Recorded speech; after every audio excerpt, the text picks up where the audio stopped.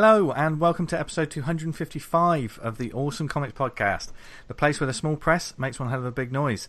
I'm Vince Hunt, creator of the Instagram comic Black, and joining me this week are the creator of Vanguard, Dan Butcher. Hello. And there's a space where there should be an introduction this week, but there's not a space in this show. There's always Tony Esmond. Hey, you're twisting my melon, man. What is it with you and the Happy Mondays? Is it because this show goes out on a Monday? No, it's because of your haircut. Right. Right. Let's Hold on. this. Hold on. Top of the bill.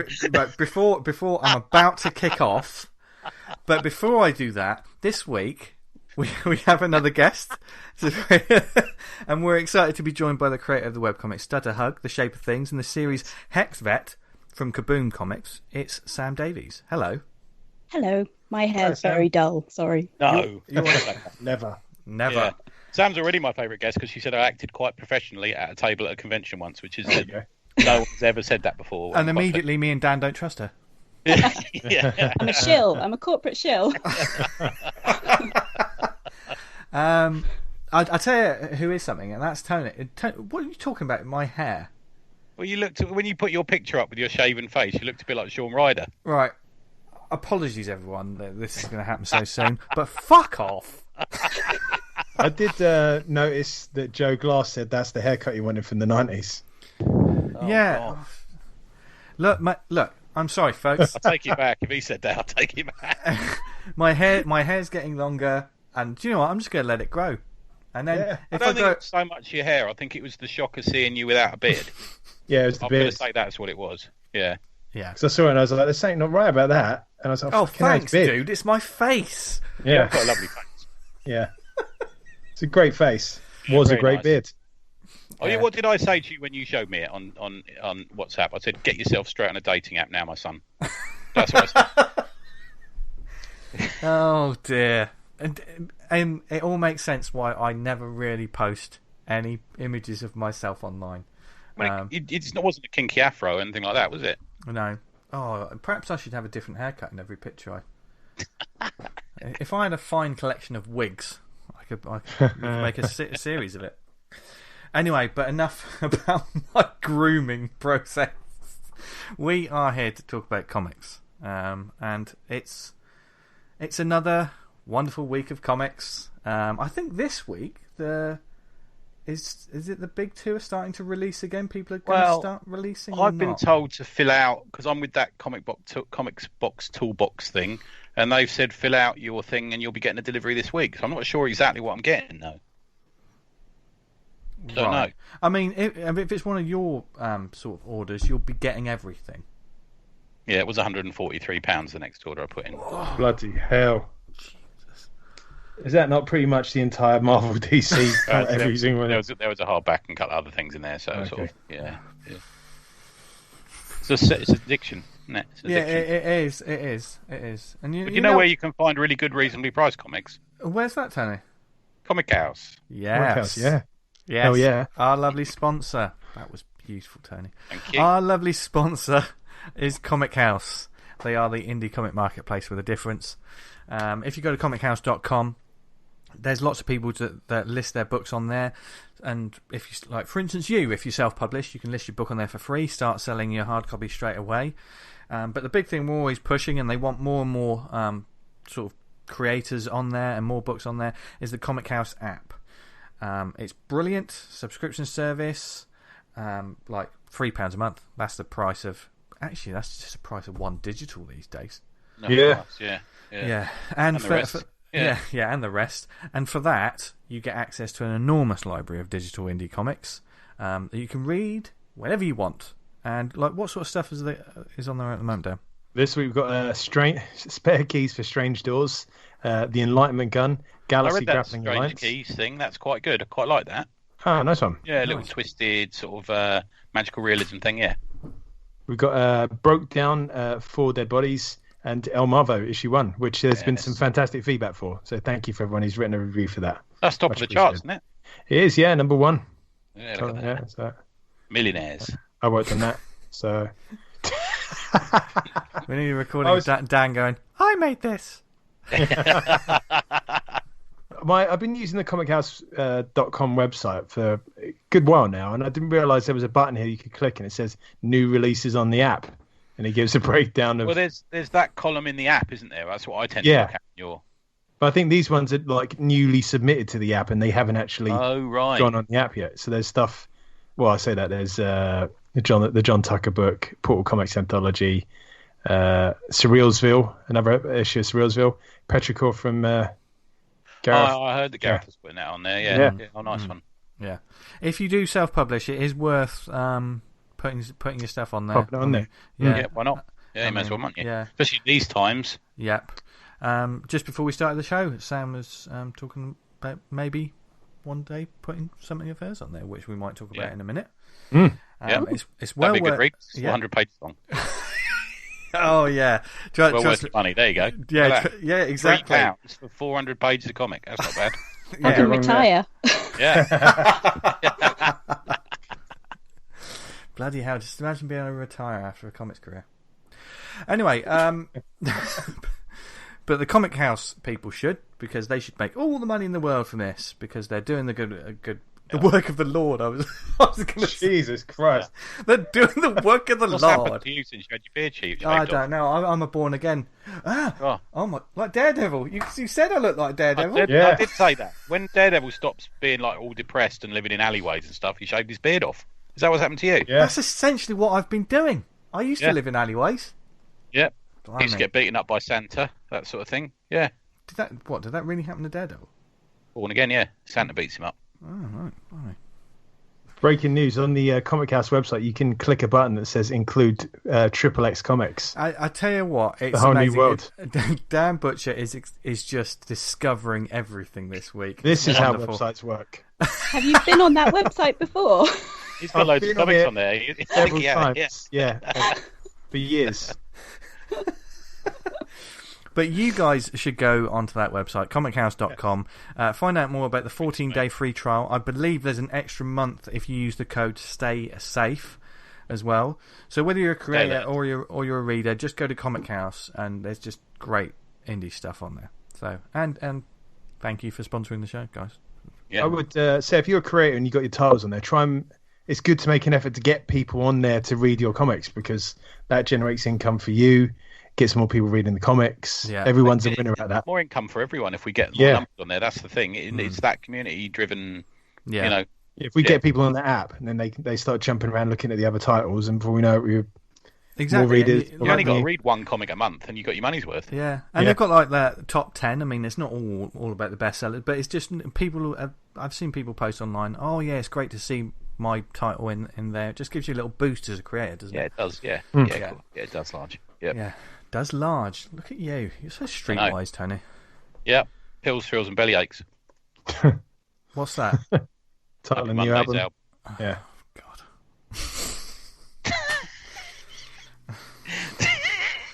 I've got a feeling Tony's not going to be letting this go. No, this is my life now.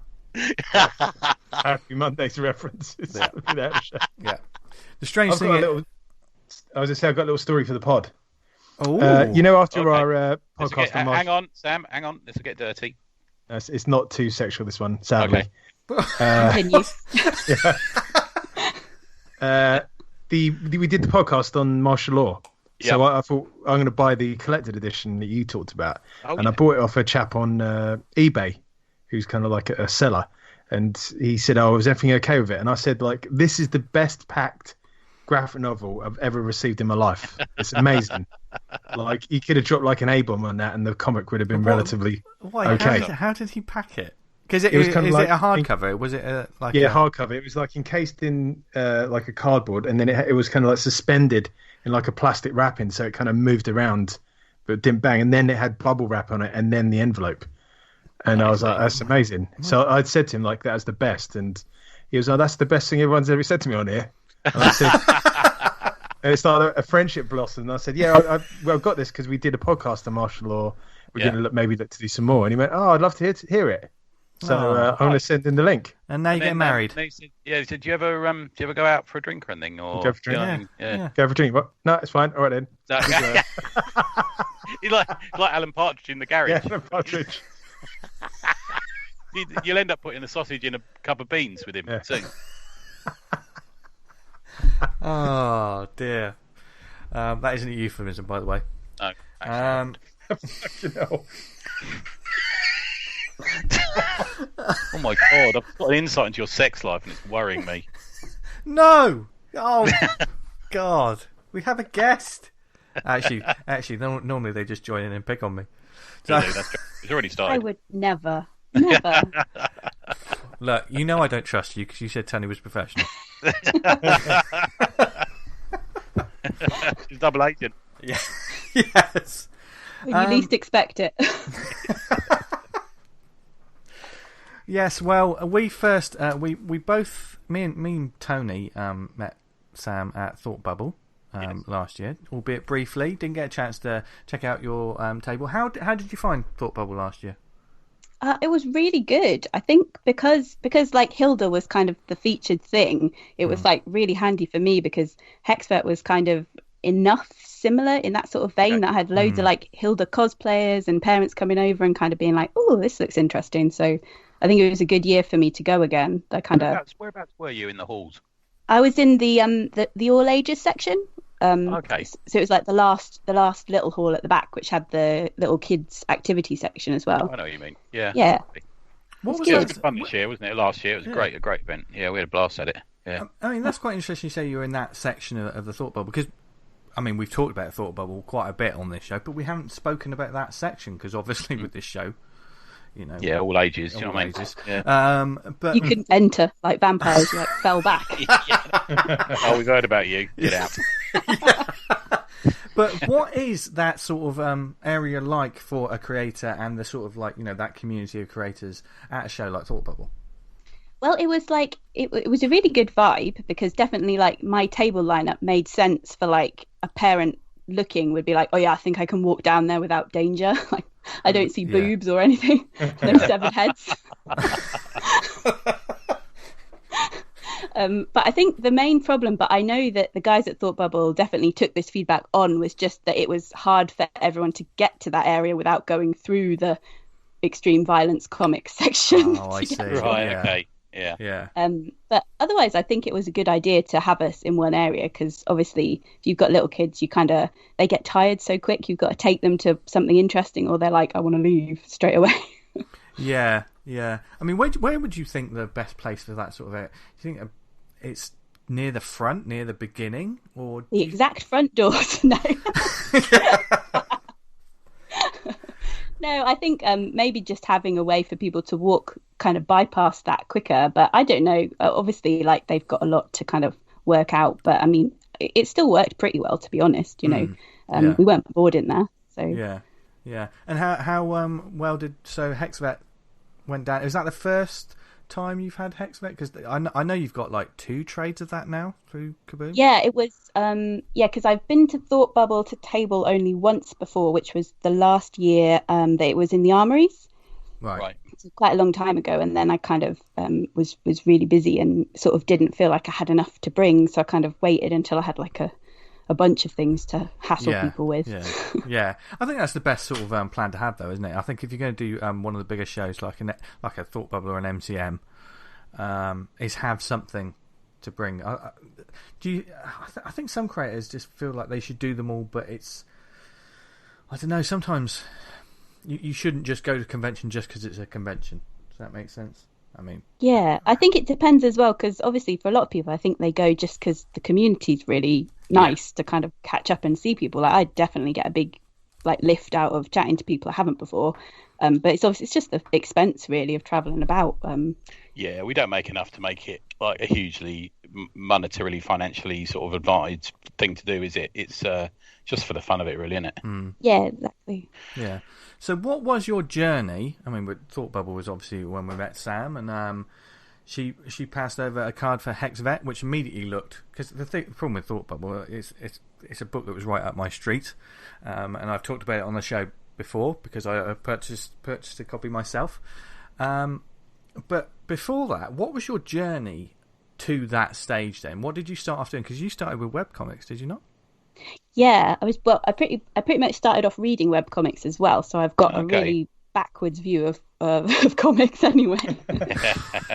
It's a hard landscape to negotiate sometimes, isn't it? Webcomics. There's a lot of you need to get through some stuff to find some good stuff sometimes. Well, and I think when I started, probably it was a bit easier because like people used to have their own sites and they'd have like a really big links page. So if you found a comic you liked, you would just go follow all the comics that they liked because you'd assume you kind of like the same thing. Whereas now on Twitter and stuff, it's like everything at once, and I can't like find new comics nearly as easily. So, and it used to be like the web link. You go to the web links page, and then it like the creator list about half a dozen comics. So they thought they were great, and then you're like, oh, well, I like this comic, and I like them, and you go to them, and it'd be a big circle.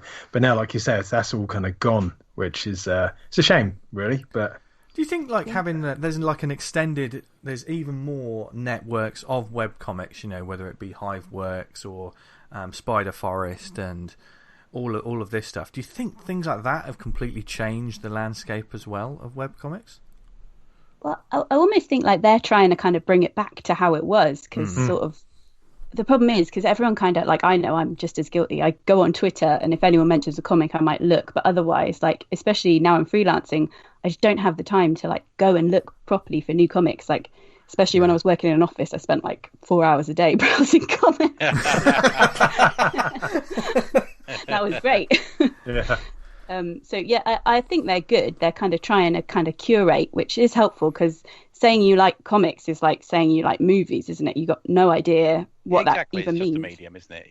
Yeah. Yeah, and there's different flavours. There's the all age books. There's sometimes if you look at webcomics, there's nothing but like sort of anime, manga. Yeah, that's my thing, is trying to get past a lot of the the sort of wannabe anime manga stuff. Yeah, trying to find something.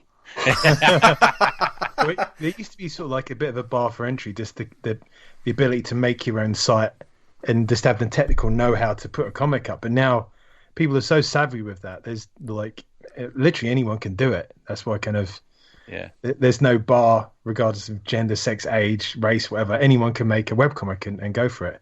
Yeah, which is a bonus and a it's a double-edged blade, that one. Yeah. That's what kept me out. I just put it on a blog spot. I did it for a year and just put it on a blog spot, and it was all right. You can see the numbers, it's all right. Yeah, Blogspot and LiveJournal used to be really good for like. Okay. I used to follow like Eleanor Davis before she was doing big graphic novels. She had a really good LiveJournal, and kind of Kate Beaton. I think she started on LiveJournal. Yeah. I think Jamie Smart had a LiveJournal at one point. Is that still going, LiveJournal? I think it's like a weird. It's all like hacked by Russian bots or something. There's lots of like awkward adverts for sexy Russian ladies. Yeah, that's where I met my wife. Oh, like it served its purpose then. Yeah, I think so. Yeah. Shoot. I could tell you were just about to say a joke then, Tony. You thought, do I? No, I shouldn't say that one. So what did you start off then? So when you decided to, so you started reading webcomics, and was it a case of, I want to try this, I want to do something like this? What inspired you? Well, I think it was, I started my Tumblr. I'd been reading webcomics for like ages, but for a long time, I just thought I wasn't good enough. And I was like, no, it would be embarrassing to post anything online. But then my first year of uni, I went to uni for animation in Southampton. And they sort of hassle you to start making a professional blog and stuff. So I made a Tumblr, which wasn't professional at all, but I did make it. And I was at first I was just doing like at the bus stop I would like sketch people, and then when I got home I would turn the sketch into like a little monster, but in the pose that I'd sketched the person, just kind of as a drawing exercise. And then I kind of got addicted. That's quite a cool exercise, actually. It's really good. I would recommend it. It's really fun, and especially if you didn't really like the vibe of the person, you can make them really hideous. This is quite a revealing interview, I think. Yeah, this is going somewhere different than I expected, to be honest with you. Just a little ball of hatred, and I tried to hide it. That was before we turned record on. Just swearing, throwing things. But But yeah, I kind of it got me into the habit of posting a lot, and then I think I posted this little comic which had no backgrounds or panels. It was just my little mouse and demon character, a silent comic, which is most of what I was posting. But that did really well on Tumblr. It was kind of like it sort of took off a bit, and then after that, I was sort of like, oh wow, I can just make comics. I mean, I've seen your work and it's great, and I really enjoyed the silent stuff you do. Other than it being good, why do you think it? Can you put your finger on why it took off? Did you put it in the right places to get it noticed or anything like that? I think it was Tumblr as a platform because they have that infinite scroll, so it was like perfect for that kind of comic. So I don't think on another platform I really would have had the same success initially, especially because like if you look back at those early comics, they were a bit rough. Bear in mind I'm a 51-year-old man, so don't worry about insulting me. Were you hashtagging it or something like that? Was it anything you're doing with it that sort of stuck it as got people's attention? I know that's quite popular on. You were talking about D on Instagram, weren't you? If you put a hashtag on it, it sort of attracts more attention. Yeah, you have to kind of be careful about how many you use, and if you overuse them, it kind of it's negative. It works against you. If you know what I mean, you got to be quite selective. Right. Okay. Does it really?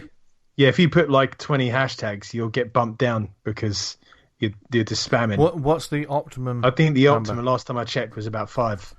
Oh, okay. I'm making I put way more hashtags than that on mine. Yeah, on Instagram I do, but on don't quote Tumblr me on that. yeah. But I don't know, on Tumblr I didn't really, but I think I was just I'd followed quite a lot of animators, and then they were like, because Tumblr's quite small, they were all really accessible. They all just chatted to you. So there were like some artists like that would just kind of chat to you and be encouraging and reblog you, but now it's like way too big. So like on Instagram, I just put like every hashtag that's relevant. It probably is bumping me down. I don't know. I'm just like. But, yeah, you might have to check because I can't remember where I read that or someone told me, and I was like, oh, that's an interesting bit of knowledge. But it's quite funny because with Instagram, I found that people are like really superstitious. Like there's all these weird little, like someone said, you have to put a filter, but you only put it at 2%, and then it'll get seen by loads more people. And other people are like, no filters. It's like we've got these weird little religious rituals. There's a couple of hashtags I followed, like kind of comic cover or something, and then so much random shit comes up, and you're like, well, this is nothing to do with what I was looking for. There's a couple of writers. There's a couple of sort of writers that I follow as a hashtag on Instagram, and people just use that name because they know that it's a popular thing to follow. Do you know what I mean? It's a bit like that sometimes, and you get weird like birthday cakes or something turning up, or sunglass sales or something, I would recommend for Instagram, this is my hot Instagram tip, is that there's tags like Insta comics and IG comics. So if you look, when you begin to type in comics, it brings up some like kind of not the most popular hashtags, but like some well-used ones. And I find those are better because they have actual comics people that are like, I want to read some comics, so I'm following this hashtag. It's like if you hashtag Comic-Con, you're just going to get a load of it's like that, isn't it? Yeah, I think I searched and just found a list like for Black. I do have a massive list of hashtags, but that's not something I just came up with. I found this list of like, oh, if you put in all of these, this should it'll find someone. I don't know how well it's working, but you never know, because like sometimes when you see like who's liked the image or whatever, they're not always people that follow you. So that's like, you're like, oh right, this is obviously reaching. It's quite far reaching. Oh, that's interesting, because I've got a locked off account on my Instagram because I just use it for posting pictures of my dog. So but if you've got an open one, I can see what you mean, man. Yeah, that's interesting. Yeah, that's interesting. Yeah, I mean, I've just dipped my toe into the Instagram comics world, and it is quite interesting. And like, because I thought, I'll search for some of these, some ones that are quite popular on Instagram, and there are obviously ones that are absolutely enormous. There's mental ones on there. Some of them are like more read than like anything else on the internet. It seems like you're like, oh my god. Hell. Yeah, I've forgotten the name of the creator now. You talk amongst yourselves. I'll look it up. Right. Okay. It's weird. It's one of those things. If you can kind of like get onto the platform when it's in its infancy and kind of stake your claim, you can do really well. But there's so many platforms that come up and then just die. Yeah. I guess you just have to try a bit more. We're always looking for them, and they're emerging markets as well. There's a lot of English language stuff on VK, for example, at the moment. VK is it's like the Russian Facebook. Oh, I didn't know that. And stuff like that. And if you look on there for comic product, there's loads of like emerging artists you've never seen before, and a lot of it's really good stuff. So you sort of have to keep your eye for that, don't you? Really, Yeah, so- and also look out for the dodgier ones. There's a lot of sort of, I hate to say it, Chinese apps that appear that are just there to strip your data out. Yeah, you gotta be careful. Yeah. Got to help out the Chinese government, guys. Come on. Yeah, come on. Our future overlords. I was looking at one today, like to say, I wonder if I could get like, if I drew a simple face, is there an app that allows me to like put in points and like animate a face, and maybe I could use that as some kind of like promo marketing tool. And I looked at one that seemed to do what I wanted, and I checked the reviews, and it was like, this is fucking dodgy. Do not use this app. And I was like, oh Christ, here we go. Yeah, but yeah, you're right. You got to be careful for sure. This is I don't know if use a VPN. Manga Studio, I think, has quite a good animation tool, and it's not too expensive. Sorry, okay. Okay. It's worth Oh, checking that's out. Yeah, Yeah, or is it Clip Studio now? They always change their name. Yeah, I think Don't know Yeah, why they do that. yeah, Clip Studio. I've not got my head around that yet. I should really look into it because this seems to be like an industry standard one that a lot of people seem to be using. Yeah, and so much cheaper than Photoshop. Like, oh my god, it's worth it just for that. Yeah. Tell me about it. Sarah Anderson was the creator I was thinking of. Sarah. Sarah Scribbles, is Sarah it? Scribbles, yeah. Yeah. Oh my god. 3.7 million followers on Instagram. Jesus Christ. So does she make money out of that? I don't understand how the internet works. Obviously, do you remember? I mean, it's hard to know from Instagram, but certainly she's done she's had she's had published collections. I'm not sure who she's. We've got a couple of her books in this house. Joe's a big fan of them, Okay. and they are genuinely funny. From Instagram. Can you make money? I don't know. I mean, at that point, someone's bound to get in touch with you about something, aren't they? It's quite weird because I've had sometimes you get like these kind of smaller companies that will try and like get you to advertise their like shit products on your Instagram.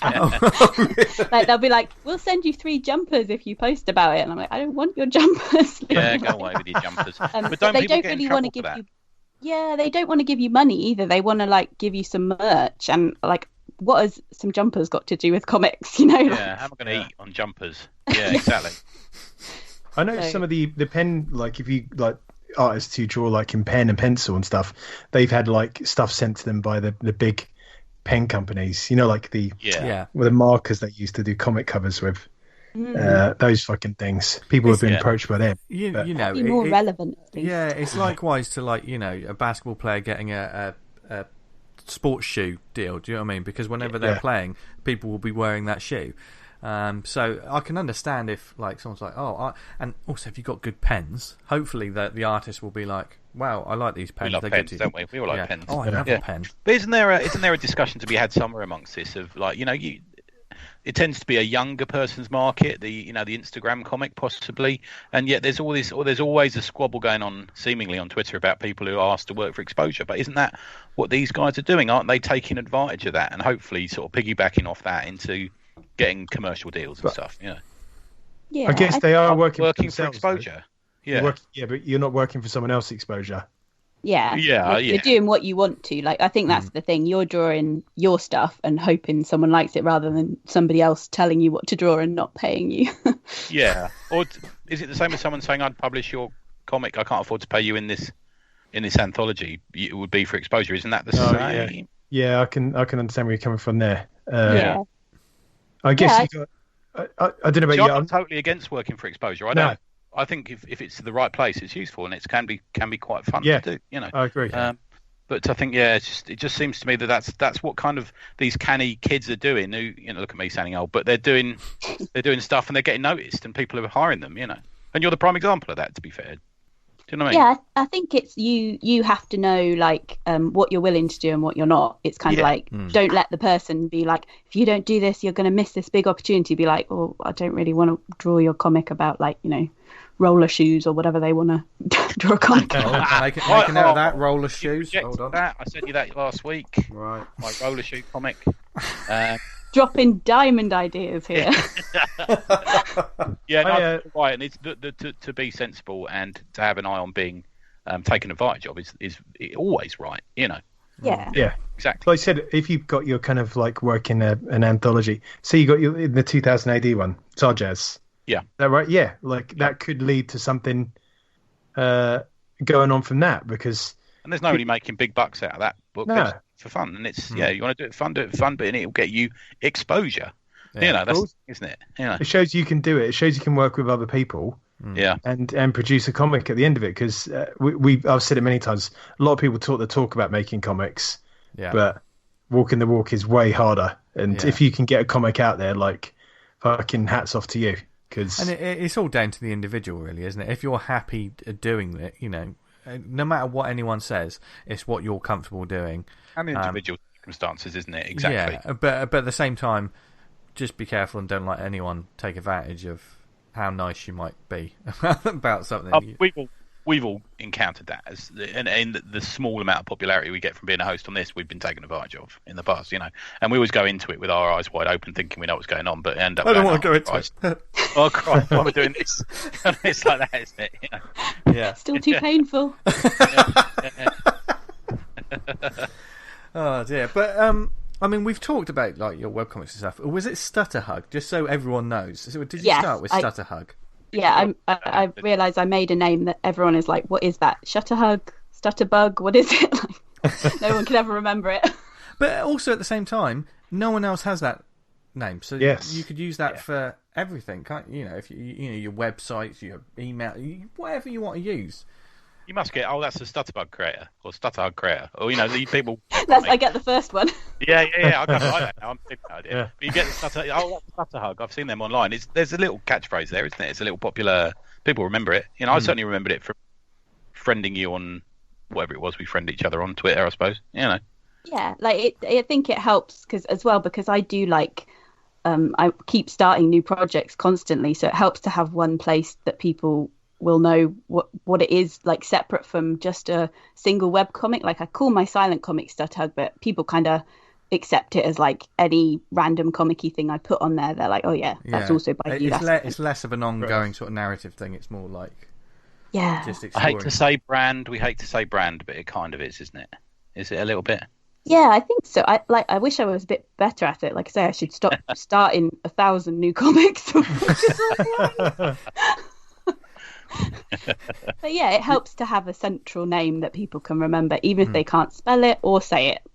Yeah. I mean, for instance, like when I've been doing research like about webcomics and stuff later in the year, when I tried to maybe become part of I don't know, things like Spider Forest or Hiveworks or whatever. And I think Hiveworks was where I saw Stutterhug pop up. Am I wrong? Which is yes.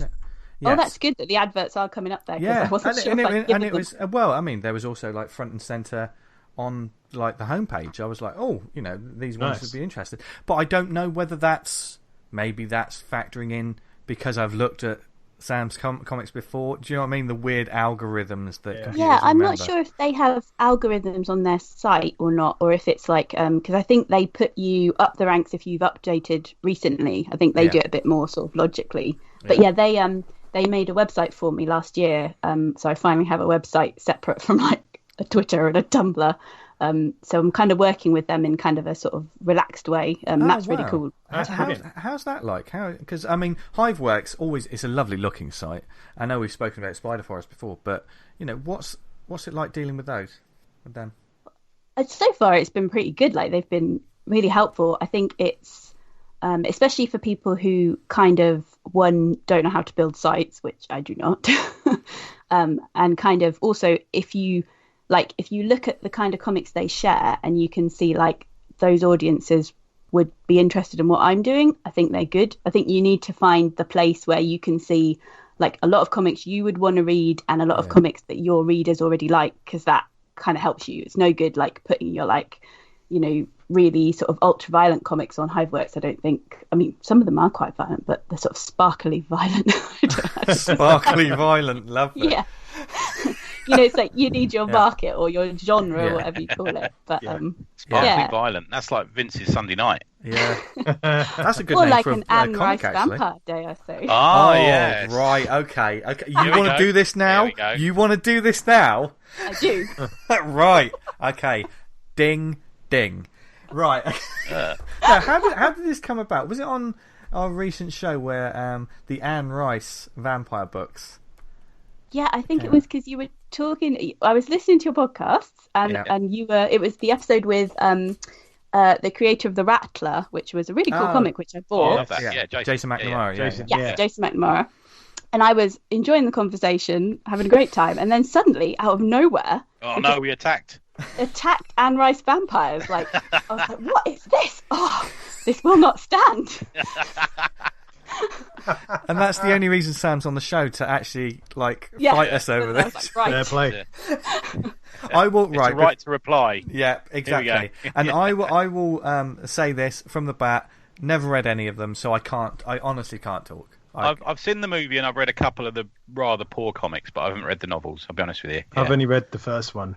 I don't think I went in on that. Just to be the absolute. Well, that sounds like you, Dan. Just back. Isn't there on there two films? Aren't there two films? One's about a lady vampire. It was quite interesting. I actually watched Interview Queen with of the the Vampire Damned, recently. Yeah. Interview with the Vampire is a brilliant film. I love it, and it still stands up to this day. Queen of the. It's amazing. Yeah. How can you diss a film that has like a small child being burnt alive in a well? There's the quote for this week's episode. Tom Cruise. Tom Cruise in it. Yeah. He eats alligators at one point. I will not diss that. Oh. I will just say Queen of the Damned. That is all I will say, because That's a liar, isn't it? That is. Is that her name? Yeah. That film was a bit rough. Okay. I won't deny that. I liked her in that Kung Fu movie she was in, but I haven't seen that one. Oh, is that the one with DMX? That's it. Sorry? Is DMX in that film with the Kung Fu? I can't remember. Jet Lee, that's it. Yeah. Oh, that's what I was thinking. Anyway, but the films aside, we were obviously just talking. It was bluster, and we've been called on it, people, live on air. Yeah. We've been. We are full of shit. I'd like to point it out to anyone.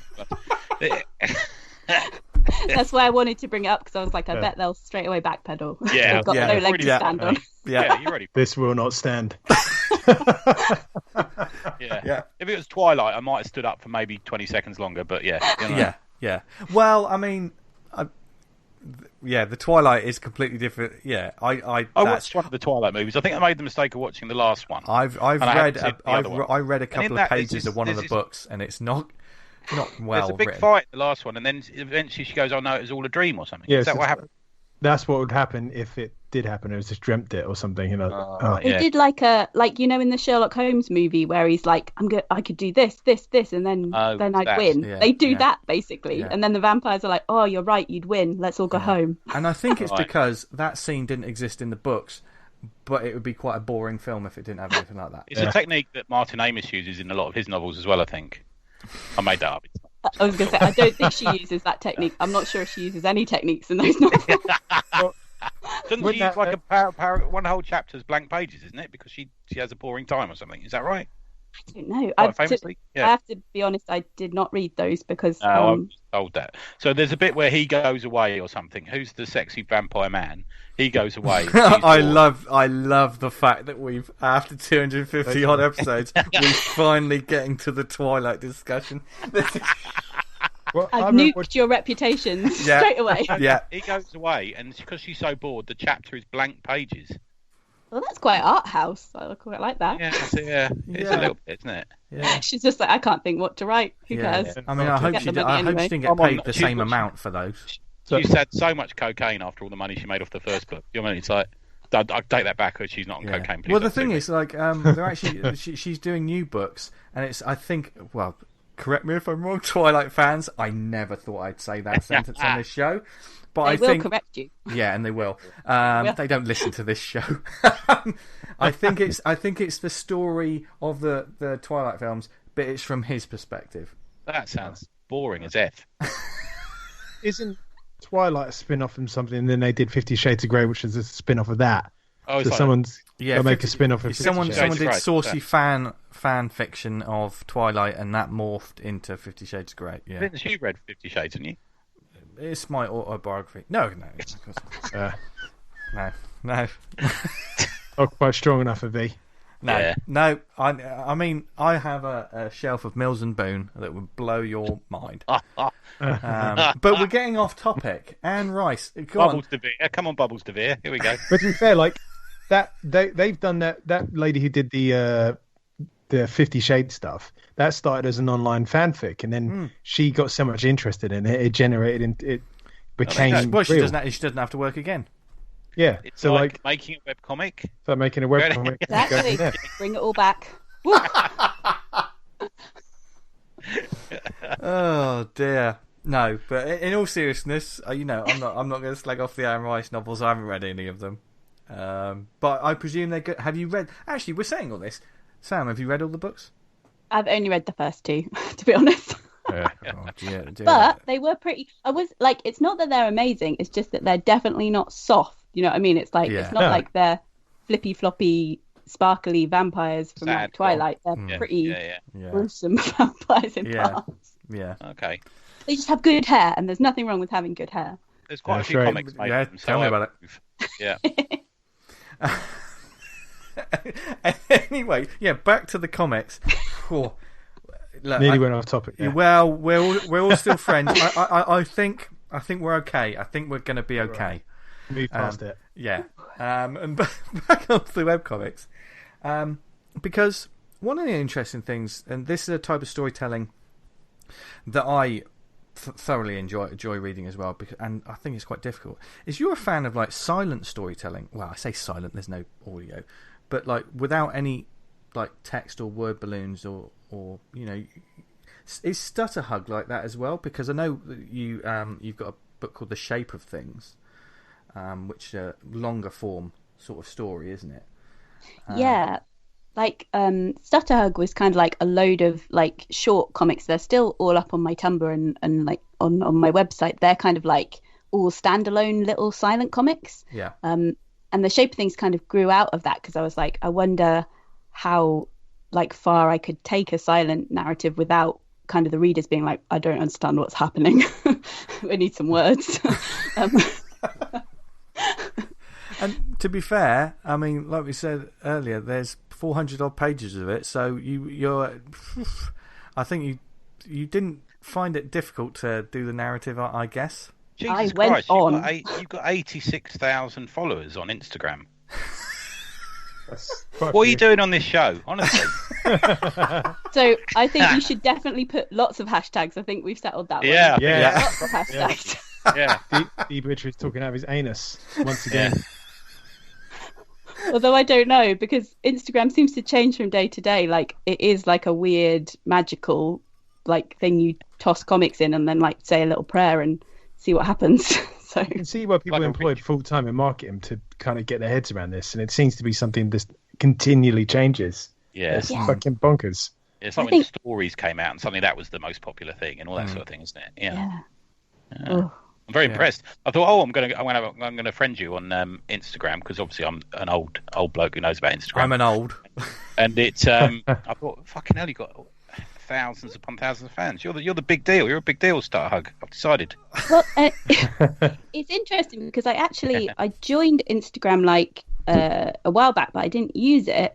And then I started posting regularly, and it kind of went well, but I wasn't an early adopter really. Yeah. So it's quite interesting that sometimes you just kind of, it works, but I don't really understand how, except that like I definitely posted regularly because I had like that regular thing's got to be part of it, surely, isn't it? Yeah. I think it also, the quality of your work though. We do like to say it, that speaks volumes, and your style has an immediate. You can see why that has an immediate resonance with people. Like it's sort of, it's clear, it's crisp, it's. Dare I say the word cutesy in its own kind of way. You've got like we're not talking a dark, serious style here. There's folks. a lot of dogs with sparkly eyes, and that is love dogs. Gold on Instagram, apparently. Oh, is it? Yeah. Well, you do. I mean, lots of there's lots of animals. I mean, there's certainly, you deal with some darker sort of themes. I mean, The Shape of Things definitely goes.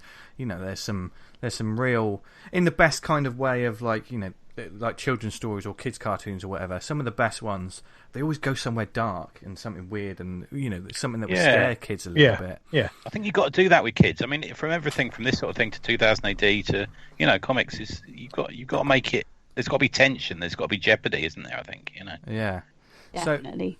So with your style, like, what are you influenced by? Oh God, because it's a very graphic style. It's like very graphic design in some ways. I think one of the reasons it's so appealing to me. I mean, some of the pages of The Shape of Things alone, never mind the narrative, they could just be wonderful prints. I think every page of that book. 400 prints already. 400 prints. £20 each. Yeah. I mean, your suitcase would be very heavy, but have you thought about because this? I just want to get this clear. Stutterhug was sort of like separate one and done little stories. You decided to do The Shape of Things, and you were doing them both at the same time. I'm trying to remember. I think because I was posting Stutterhugs almost weekly for quite a long time. Mm-hmm. And then I think I sort of swapped around. So I was posting like fortnightly Stutterhugs maybe, and then doing like one Shape of Things update, I think. And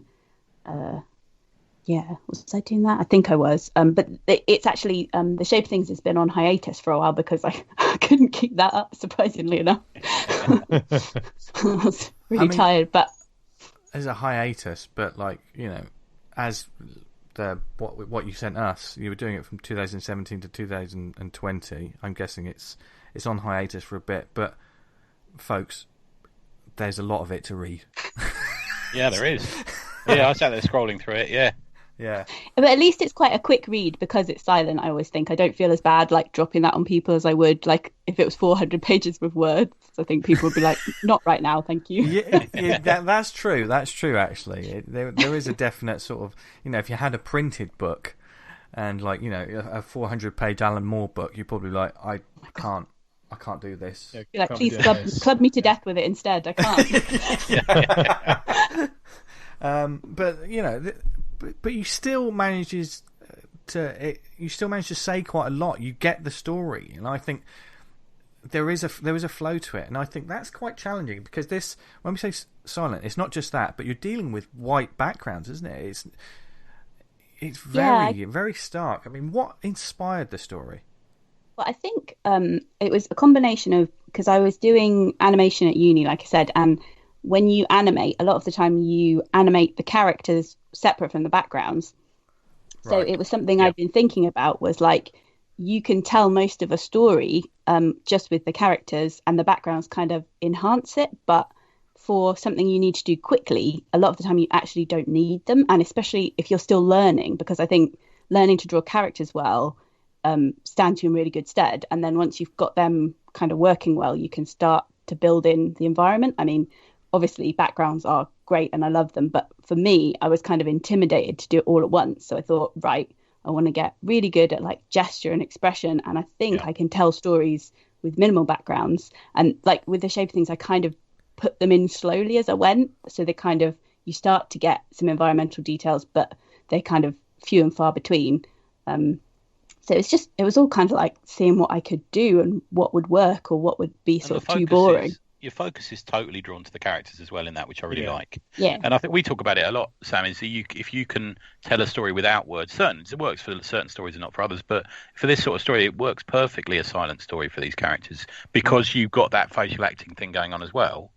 I can tell what's going on immediately from watching it. And the no background thing did not bother me at all. I found it quite refreshing reading it like that. I'll be honest with you. I really liked it. Yeah. It kind of focuses you in a way, doesn't it? It does. It really does. Yeah. Yeah. I definitely recommend it. Especially if you're in a rut, it's quite good to just draw something really simple with just the characters and get that sort of immediate storytelling sort of I finished something buzz, because you otherwise whenever I draw a full background, I'm just worrying over it for ages, and I change things a lot more, and you get trapped in a cycle of despair over how it looks. Comics, right, guys? Cycle of despair. Everyone.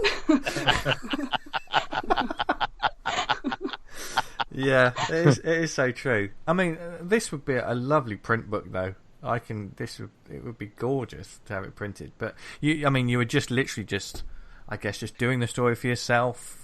To I guess exercise some more storytelling sort of ways of doing things. I mean, we say that we often say this is the only thing. You said it last week, V. You said this is the thing that only comics can do, and this is, for me, that is the only thing that webcomics can do. Because a book would be probably too expensive to print, wouldn't it? All all those pages and stuff, and it works so well online. Yeah, that's what I was thinking. I've thought about printing it, but then I've thought, like, would it work the same way? Like, I know at Thought Bubble I picked up, Paul Duffield. He's doing the Firelight Isle. I don't know if you guys seen that one. Yeah, the one. And his is an infinite scroll online, but I think he's planned really carefully to make sure it also works as a book. And I don't think I was thinking about a book when I made it, so I'm not sure it would translate in the same way. I think you've got to be sort of planning quite ahead to make sure it works in both ways. I think with that one as well, on one of his Kickstarters, one of the higher tiers, it was like, I don't know, printed on like fabric. It was like a scroll. Bloody hell. Oh my god, yeah. Yeah, so whereas like obviously online you would read it downwards, with this one you would just unroll the scroll and read the comic. Just on the tube with a giant scrolls. I like that. There's a hole in the market for you. I don't know if I could do that. I would like the novelty of it, but like, and I think let's get that scroll out again. Yeah, it was that. I think it was a pure sort of like, and it was one of the more expensive tiers. So it was like if you're a collector and you want something that's just cool. But if you're standing up on the tube, if you're standing on the tube, you've got a scroll out to read, everyone would think you're a nutter. Yeah. They think, you're right. He's a hero. He's about to start talking out loud. Here we go. Move down the carriage.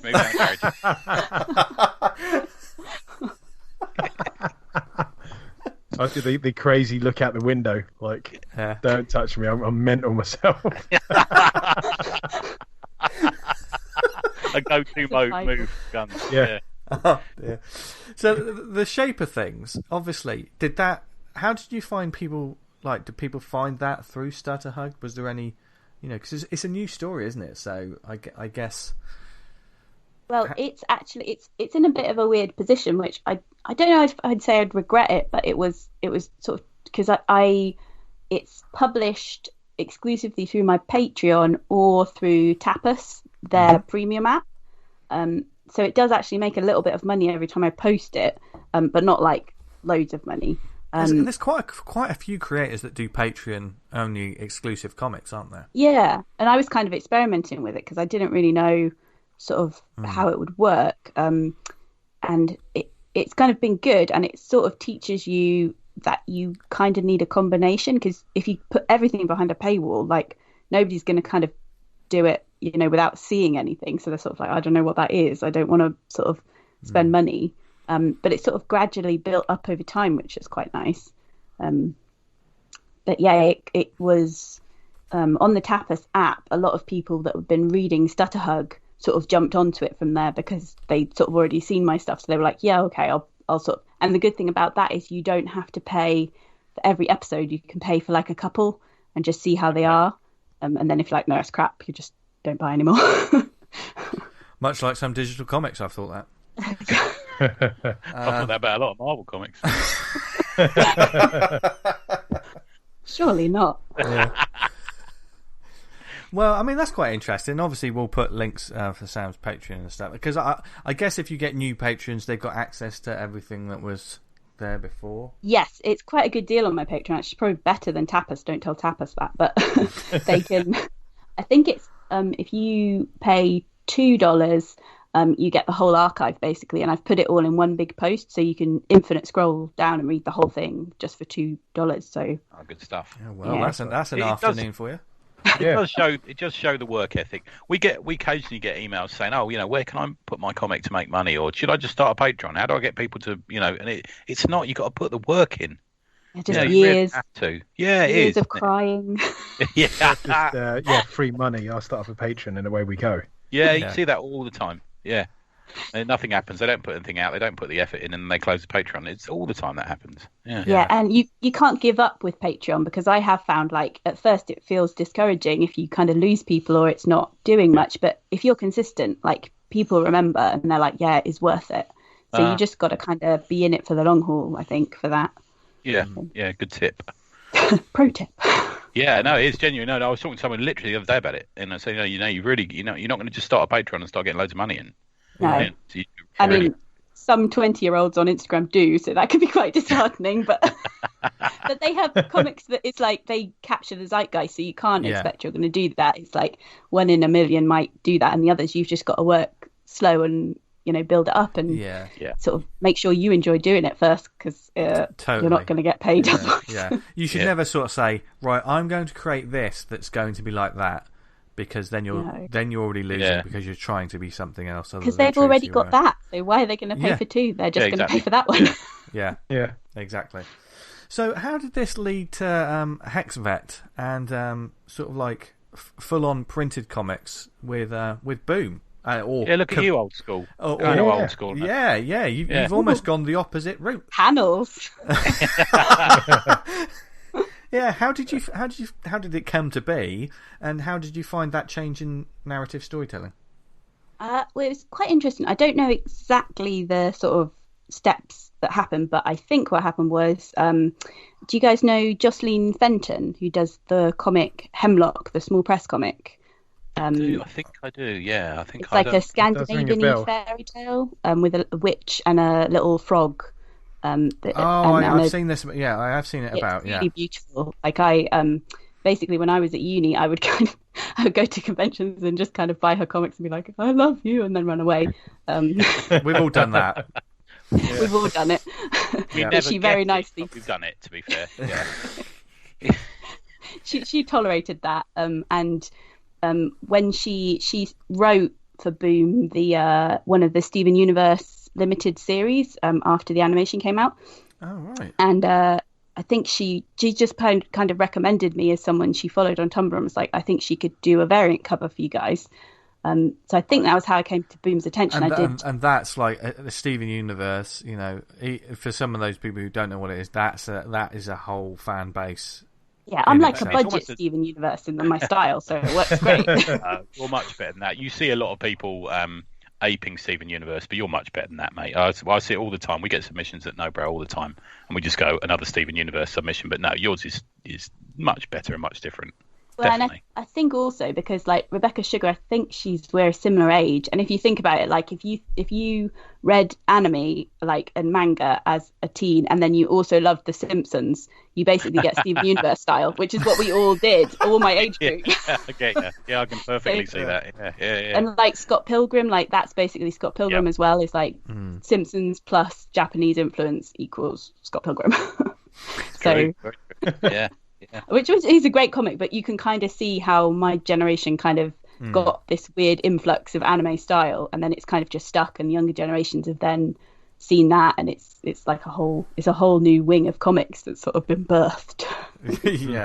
yeah. So you did a variant cover for Steven Universe. Yes, and I guess I turned it in on time, and I didn't do anything stupid. And I think Shannon at Boom, who I think she might also be responsible for John Allison being at Boom, I think. Don't quote me on that. But she's definitely a webcomics fan, and she's kind of tried to get quite a lot of webcomics people into print, I think. She's kind of really good for that. She just emailed me and was like, I've been enjoying The Shape of Things. Is there anything you'd want to pitch to us ever? And I was like, let me think about it. Yes, of course. Yeah, no, I don't think so. So in essence, you did that cover work, and then you've got this person who I guess looked up your work, obviously saw that, liked it, looked it up, and saw how much work that you had already done. Because how many pages? Oh my god! Somebody stopped her making comics. How many pages had you done by the time you got that contact? I want to say The Shape of Things was probably near the end of the first chapter, so like I'm not sure how many pages. That's probably 100 pages. But like you say, with the infinite scroll format, so like I don't know, 50 pages of normal comics if they were panels, probably. Yeah. And then I'd also done a load of silent comics that were just on my Tumblr as well. So I had she could look at that and be like, I know the sort of ballpark of what I'm going to get. This is a person who does work. Yeah. She's a workforce. Yeah. And I think I think Hex, like I had the idea of a magical vet because I'd been probably been binge watching the Super Vet. I don't know if you guys watched that. Yeah, my wife watches that all the time. Yeah. My mum's a big fan. Is that the one where he makes like artificial limbs and the Yeah. Irish guy? Every time I cry. I just I know. absolutely. I can't watch him. It's too upsetting. I can't watch Marley and Me. It's too upsetting for me. Yeah. It's true. I do find it hard, like especially because he cries. The vet cries as well if he gets it wrong. God, I'm gonna cry now just thinking about it. Because I know you're a dog lover, aren't you, Sam? You've got Yes, I've got a boxer dog. And yeah, he's cool. talk about it too much on Twitter. Well, if you've seen my Twitter, you know I do as well. All I do is put videos of my stupid dog. Have you got like a little terrier? What's your one? He's half Chihuahua, half Jack Russell. I call him. He's called Sharknado. Yeah, it's like a little machine of murder. He is totally. He bit me on the foot earlier, and I tried to walk. He was still attached to my foot. Yeah. The good thing about those dogs is they bite you, but if someone else tried to mess with you, they'd bite them harder. Yeah, they would. Yeah. But if he's trying to do like assert dominance, Tony, he wants to be the boss. I think so. Yeah, I think because he really loves my missus, but he just hates me. I think he just wants to get me out of the way. It's like an Oedipal situation. Yeah, he's put a doggy hit out on me. There you go. There's a story for you. He's put a dog hit out on me. The local dogs, every time I walk down the road, with them planning. I tell you what, the title of the book: Dog Eat Dog. Yes. Yeah. All about a doggy hitman. Yeah. Yes. Do it. Let's do it.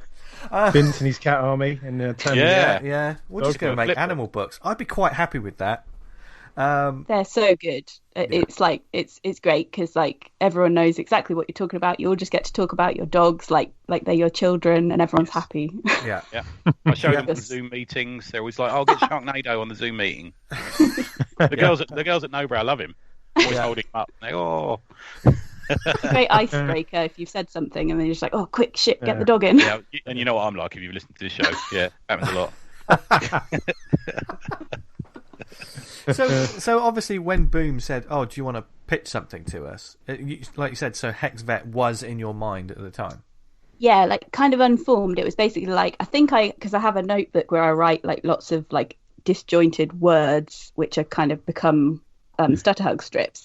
I think one of them was like Magic Vet Shop ? And I couldn't figure out how to make that into a silent comic. I was like sort of, it was still brewing in my brain, and then I thought, oh, this would actually work pretty good as like a children's comic, probably. Like that's everything that I would have wanted as a kid. So I just pitched that, and luckily they were into it. So I was like, oh yes. And what was then from there? What is the experience like? Because you've obviously been making webcomics for yourself in your own time. Obviously you're a workhorse, but this is a different proposition. Obviously, completely different type of storytelling, deadlines with the publisher. I mean, there's 2 books of it, so it's obviously a fruitful relationship. It was pretty scary at first, I'll be honest, because I wasn't sure like how well I could do traditional comics. Like I had some experience with storyboarding, but obviously storyboarding is so different to comics. Like I usually don't like comics which are too close to storyboards. There's something about it goes wrong.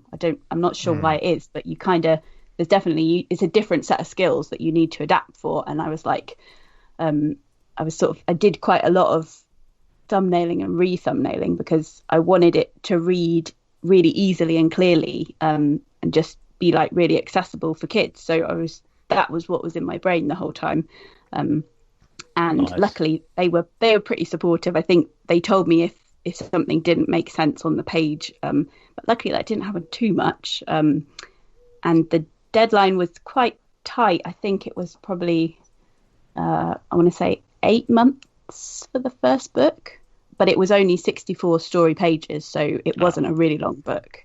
That's that isn't long though. No, you did well there then. It was like, please let me finish. Oh, Christ, yeah. I've got to tell you, having worked with quite a few professionals over the last sort of couple of years, if you need a job and you can do that book quickly, then please come work at Nobrow.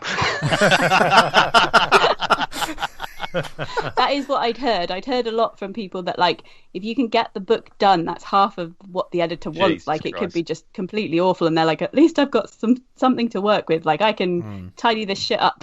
I heard that quote from Dave Gibbons recently, where he said there's three characteristics of comic creators, and a comic company want two of them, and it's like be a nice person, be good, and be quick. And if you can just have two of those, a comic company will hire you. So you can be quite a nice person and be quick, you'll get a job. It's like that sort of thing. Yeah, so I just insulted my editor non-stop, but turned in the pages on time, and they had to accept me. There you go. There you go. Yeah, but that is that's a hell of a thing to do. So at that point, did everything else get put on hold, and then it was the book is what I'm doing now? Yeah, I think I went into a production tunnel. I feel like I did still put out some Stutterhugs, but they were like way slower than they had been. So I was quite scared about that as well, because I was thinking, like, am I going to have any online presence after this is done? Like, if nobody likes this book, fans, or just they're the like ones who buy your comic in the end as well. Exactly, nobody left to buy the bloody thing. That's commendable. I think that's good. I think there's a work ethic there that's coming out of webcomics these days that a lot of people just in traditional comics could pay attention to. Yeah. I mean, you're a prime example of that, D. And you now, Vic. You're both putting out like weekly webcomics daily. There was an interesting tweet from Colleen Duran, wasn't there? I mentioned during the week about how she was kind of the division of labour and what people see as a lot of work, and she was always kind of a bit down on webcomicers. Yeah, that was a bit awkward. Man, she was married to Dave. She lived with Dave Sims, so she can't be all there in the head. Yeah. Like if you're doing the comic like 9 till 5, I take my hat off someone who does like a job 9 till 5 and then goes home and creates comics. Do you know what I mean? It's you're going above and beyond. Yeah, financially we're looking at that soon as well. There's a few even for the bigger companies. There's a lot of part-time creators now, aren't there? So financially the money. I think it's good to lots of people are making that choice, thinking, do I want to make comics all day for someone else and then have to make my own at night, or do I want to just get a day job and then make the comics I really want to make at night? Because it's like, at least then all my creative energy is going to what I really like, and I don't begrudge anyone who is like, no, I want all my energy on the thing I actually want to do, sort of thing. Yeah, it's a real balance, isn't it? Yeah. I mean, but thankfully, it wasn't like they hired you just to draw this book. This is your story, this is your pitch, this is your creators. Yeah, I was unbelievably spoiled, basically. You had a letterer as well. How was that? That was weird because, I was like, who lettered your work? It was. Let me check. I don't want to get it wrong. Wasn't Jim Campbell? Was it? I know he does some work for Boom. Mike Fiorentino. Yeah. Oh, there you go. Mike Fiorentino. Yeah. And I think we had. Well, my editor was really cool actually, because they'd done the bubbles one way, and I was like, I don't think it's going to work unless we make them lineless bubbles, just because of the art style. Yeah. And she was a bit nervous about that at first, but then she was like, I think you're right. It works so well. I mean, there are those moments where, and I've done a similar thing, I do like those sort of bubbles that don't have an outline on them. And it's totally fine to do it if you have a bubble on a white background, just to put a faint line like you've got on some of your pages. You look at some of the Bond Dessinée stuff uses squares and arrows and straight lines to the words, and there's all sorts of things going on, as long as it's readable. Yeah. So it is a whole new skill to kind of hand off part of your work to someone else. Okay. Yeah. Like, especially if you've written a script. Did you think, is my script going to be too wordy? Are they going to be able to put this in right? Are things going to be in the... Yeah. I think I was like, oh God, I hope they check my spelling, because I'm such a bad speller. That was my main thing. All these children are going to have all these terrible spellings in their heads because I've put out this book. You ever get stuff back and you think, I wouldn't have done it like that, but it's what someone's done, and you just kind of got to step back from it. I know some people do struggle with that. Yeah, and well, I think people are really nice about it, especially on Twitter. Like, loads of people, like, if I post a short comic, someone will just politely be like, I think you've misspelled like 3 words in that, 4-word comic. Yeah. You fly into a rage and say, I'm doing this for free. Yeah. You accept those poorly spelled words, but you want nothing. Yeah. I mean, if anything, you kick yourself, don't you? And I posted, I think there was a teaser for MI666. It's like, this page is going to be coming soon, and there was one word just spelt off. It wasn't in the print book, and thankfully someone was like, "Oh yeah, this is wrong." But my first thought was, "Stupid! Why did you do that?" Start whipping yourself. Yeah, I did say once, like, if you want to like attract an army of Hawkeye pedants, like make a webcomic because they're fucking cum, man. They're drawn to like chips to seagulls. You know, they just come diving in on you. So, Sam, what we're learning is, in order to dodge that, is that why you did silent storytelling? You didn't want Exactly. anyone... Yeah, exactly. So much easier when I didn't have to put words on it. I mean, Hex Vet's a great book, though. I mean, like the color palette and everything. It just shows, looking at the webcomics as well, it shows there's a diversity and there's a breadth to your work. So, and obviously you've done 2 books now. Is the first one was 84 pages, the whole collection. That must be quite awesome to have a collection of a. It is cool just to hold it and be like, it's real, because webcomics, like, they're real, but also they're not. Like, yeah, they're just in the computer. Yeah, and if you're going to do 400 odd pages, then you got to get it printed. Yeah, and like you can hand like a printed comic to like your auntie, and she'll be like, "Oh, you don't just waste your time doing nothing. You've done this." Okay. Yeah, and a professionally sort of like properly printed book is like, look, see, it is a real job. It's real. Stop asking me about it at Christmas.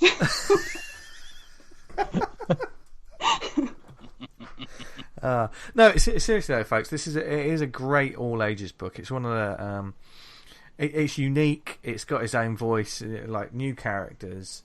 Rather than this, we see a sea of things of Steven Universe knockoffs, or Hilda's class. Hilda's probably sort of like creating a new wave of thing.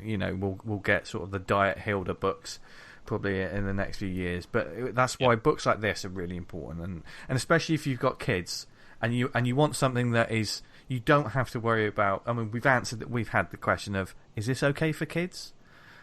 This is perfect. My answer is no, normally no. Yeah, no idea. Yep. Step away from the table. Yeah. So if they ask us that, we'll just send them towards Sam's table, basically. Yes. It's genuinely really class, mate. I absolutely. I mean, it's not really the sort of thing I read, but I actually absolutely loved scrolling through it this morning. Yeah, really nice. Thank you. Yeah. I hoped it was like, I was quite pleased at Thought Bubble, because I was kind of thinking I would get sort of like girls would be into it, but I wasn't sure like if boys would give it a chance, because I do have a very pink that's quite colour palette. Yeah, that's quite interesting that you say that. Yeah, but actually, like lots of boys did try, and actually one boy kind of like read me on it a bit. He was like, just because a book is pink doesn't mean a boy can't read it. I was like, you're right, I'm sorry. Told you. Absolutely. So it's been cool. Like they just and kids, like, the good thing about kids is like they'll look at it, then they'll look at you, and if they don't like it, they'll just be like, I don't like this. They'll just tell you, Dad. Yeah, just say, I don't like this. Okay, fair enough. Yeah, get lost. Did I? Yeah, and then you just swear at the child and make them cry. Yeah, kick them under the table and then they shuffle away. Oh my word! I wasn't going to go that far, but that's the dark side of all ages books and their creators. We see, murdering. Essentially, this show has basically been all about just bringing the all ages creators out of their shells, so they reveal the true monsters that they really are. They're terrible. Don't go near them. Don't trust them. What's in the future for like HexVet or your other work coming up? Well, I have a lot of stuff which is currently kind of, one thing is in limbo because of quarantine, weirdly, which is quite an interesting thing. I'm hoping it goes through. If it happens, it's going to be in collaboration with one of the UK unis, which is something really different from anything I've done. Oh, okay. Do you mind saying which uni or UK? I think I'm allowed to say it would be with Southampton Uni, unrelated to the fact that I did my course there, but weirdly. But, that must be quite cool, though. The fact that it's like, intellectual. Don't get them to listen to this, otherwise. You're in trouble. You're bang in trouble. But that'd be quite interesting. And then there's a couple of other things which are also sort of not yet at a stage where I can talk about them, but fingers crossed. It's the same thing with comics. It's like you have to wait then like a year, and somebody will pop up and be like, "I did make something, guys. I wasn't just doing nothing." Yeah. So, is there more HexVet in the future at some point? Do you want to go back to it? I hope so. I would really like it. At the moment, I'm not sure. Like, it's sort of in limbo. So I've got a bit of Hexvet news, which hopefully will come out soon, but I also can't say yet. But I would definitely do at least. I've got the story for at least 2 more. Because there's like a little sort of, because I've kind of set it up like there's a sort of 1 book storyline, and then there's a little storyline in the background that hasn't been resolved. So Nice. I'd love to resolve that one as well, if I could. But obviously, that's all up to Boom, really. Nice. Well, this bit of news, we'll speak off air because I'm gonna have a punt on what I think it might be. Oh, okay. Okay. I will probably be wrong because that's what we do on this show. We get things wrong. It's that they're burning every copy straight away. There's something in the ink. Yes. So, yeah, we can talk off air. Yeah, brilliant. And that's when she'll be a monster again, rather than this very professional, nice person we're talking to now. No, seriously, I mean, obviously, the wonder of this show is discovering new creators and new books for kids. And obviously, we've talked about all ages books quite a few times over the past year, I think. And we've definitely sort of been, especially stepping into that arena ourselves a little bit more. Dare I say it? Well, yeah, even me. Yeah, so we know what a challenge it is, and plus we always say getting comics into the hands of the next generation of readers is the most important thing. So you are doing a good work, Sam. And Well, you guys have been like really good actually, because you're one of the podcasts I listen to like find new comics, because like I said, I'm so bad at finding them now because I draw all day and then I'm too tired to like look at anything at night. But like, yeah, you're costing me lots of money because I bought battle badges on the last nice. podcast, and brilliant. that his like talk about good background work, like it's beautiful. Yeah, that's great. Love it. But yeah, there's like a load of good small press sort of all ages stuff coming out, which I think is really exciting. Yeah, And, there's a real sort of like boom, pardon the pun, in that sort of like arena, I think. And it's definitely a fun and challenging sort of genre to try. So, you know. Yeah, I've sort of turned my hand a bit recently with the Spark stuff, and it's like it's a whole different thing to write. It really is, you know. Like usually just shouting boobs is what I write in my script, you know, something like that. But this is I'd doff my hat to you. Yes, it's a hard thing to write, and you can tell when people don't do it right. And I mean, you make it seem effortless, Sam, with the books you do. So because I'm very stunted emotionally. You're on the perfect show. But where can people go to, like, you know, find your work or find the books, or, you know, your Patreon, etc.? They can, if they can spell it, they can look up Stutterhug, like stutter as in the speech impediment, and then hug as in a hug. And I'm on a lot of social media. And you can also go to stutterhug.com, and you can also just on Instagram, speaking of Instagram comics, I just started posting, I've been doing this little intermittent series called Cauldron Pause, and I've just started a second account to put all that on, so that it's all collected. So you can look at Cauldron Pause as well. Another stupid set of words that no one will remember. I love doing that. You just don't stop. You just No, I don't. Good. I should. Good. People keep asking me to, and I won't. No, you shouldn't stop, because like then people find this show and they've got a raft of things to go forth and read. And definitely check it out. And ideal for the lockdown as well, because you can find it and read it. Yeah. So I thought I'd get the links in straight away, because last week's show was sorry again. Link Steve, apocalypse. The link apocalypse that happened at the end of last week's show. We kept rolling. We went with it. Yeah, we just kept rolling. We forgot our own links, didn't we? As well. Yeah. We didn't do ours. That wasn't going to happen this week. But we have talked about. I mean, we could talk about loads more. So, you know, Sam will be back in the future to talk about the other. I don't know, 1,000-page books she's done in the past week. When I've been arrested for crimes against comics because I put so many pages out, and everyone's like, no. Somebody's dissed Anne Rice, and you've chinned them in the high street. Exactly. With a comic book, I've thrown a comic book at their head. Oh. Anne Rice is an understated genius. It's like a ninja star. You just killed him. Oh dear! And all that Shall. Do we have any shout-outs this week? I do. Oh, okay. Yes. Shout out for Pandemics in Panels, a comic anthology from the Foreign Press Comics themed around quarantine disease and specifically COVID-19. Pandemics in Panels features a variety of creators made in the hopes of providing people with some optimism that they deal with COVID-19 crisis. Proceeds from this anthology will be donated to Save the Children to help the countless children in adverse circumstances as they struggle to deal with this difficult situation. And we put the link in the show notes, but it's foreignpresscomics.com, and it's Pandemics. You can that one of those sites you can put a fair price in, and you get the 31-page PDF comics anthology. I hadn't heard of that. Yeah. Oh, nice. Oh, Go cool. check that one out. Yeah. I've got one. So, something we're all involved in now. The Spark is about to hit Kickstarter. I think the start of June. Yes. You're going to get a package deal on the first 6 issues. I'm going to say 5 or 6 issues. I've just okayed the cover from an old collaborator of mine, Mr. Hanks, for one of the issues. It looks marvellous. Me and V are in it. We're in Monster Spotters Club. I'm editing it and co-editing it, and Dan is in the next issue. Very exciting. Yeah, I can't wait. Yeah. So that's it. Watch Kickstarter for that. It's a good one. Again, it's for charity and it's good for kids. And if they're stuck in hospital during this horrible time, Monster Spotters sounds like a really good title as well. I'm immediately interested. Oh, I'll send you some copies. Yeah. Send me some. Yeah. So it's one that me and Vince we make it slightly child friendly, puerile. Yeah. But Good. yeah, one involves his bum being on fire, which did make me laugh as the last Yeah. Yeah, that's fun to draw actually. Yeah.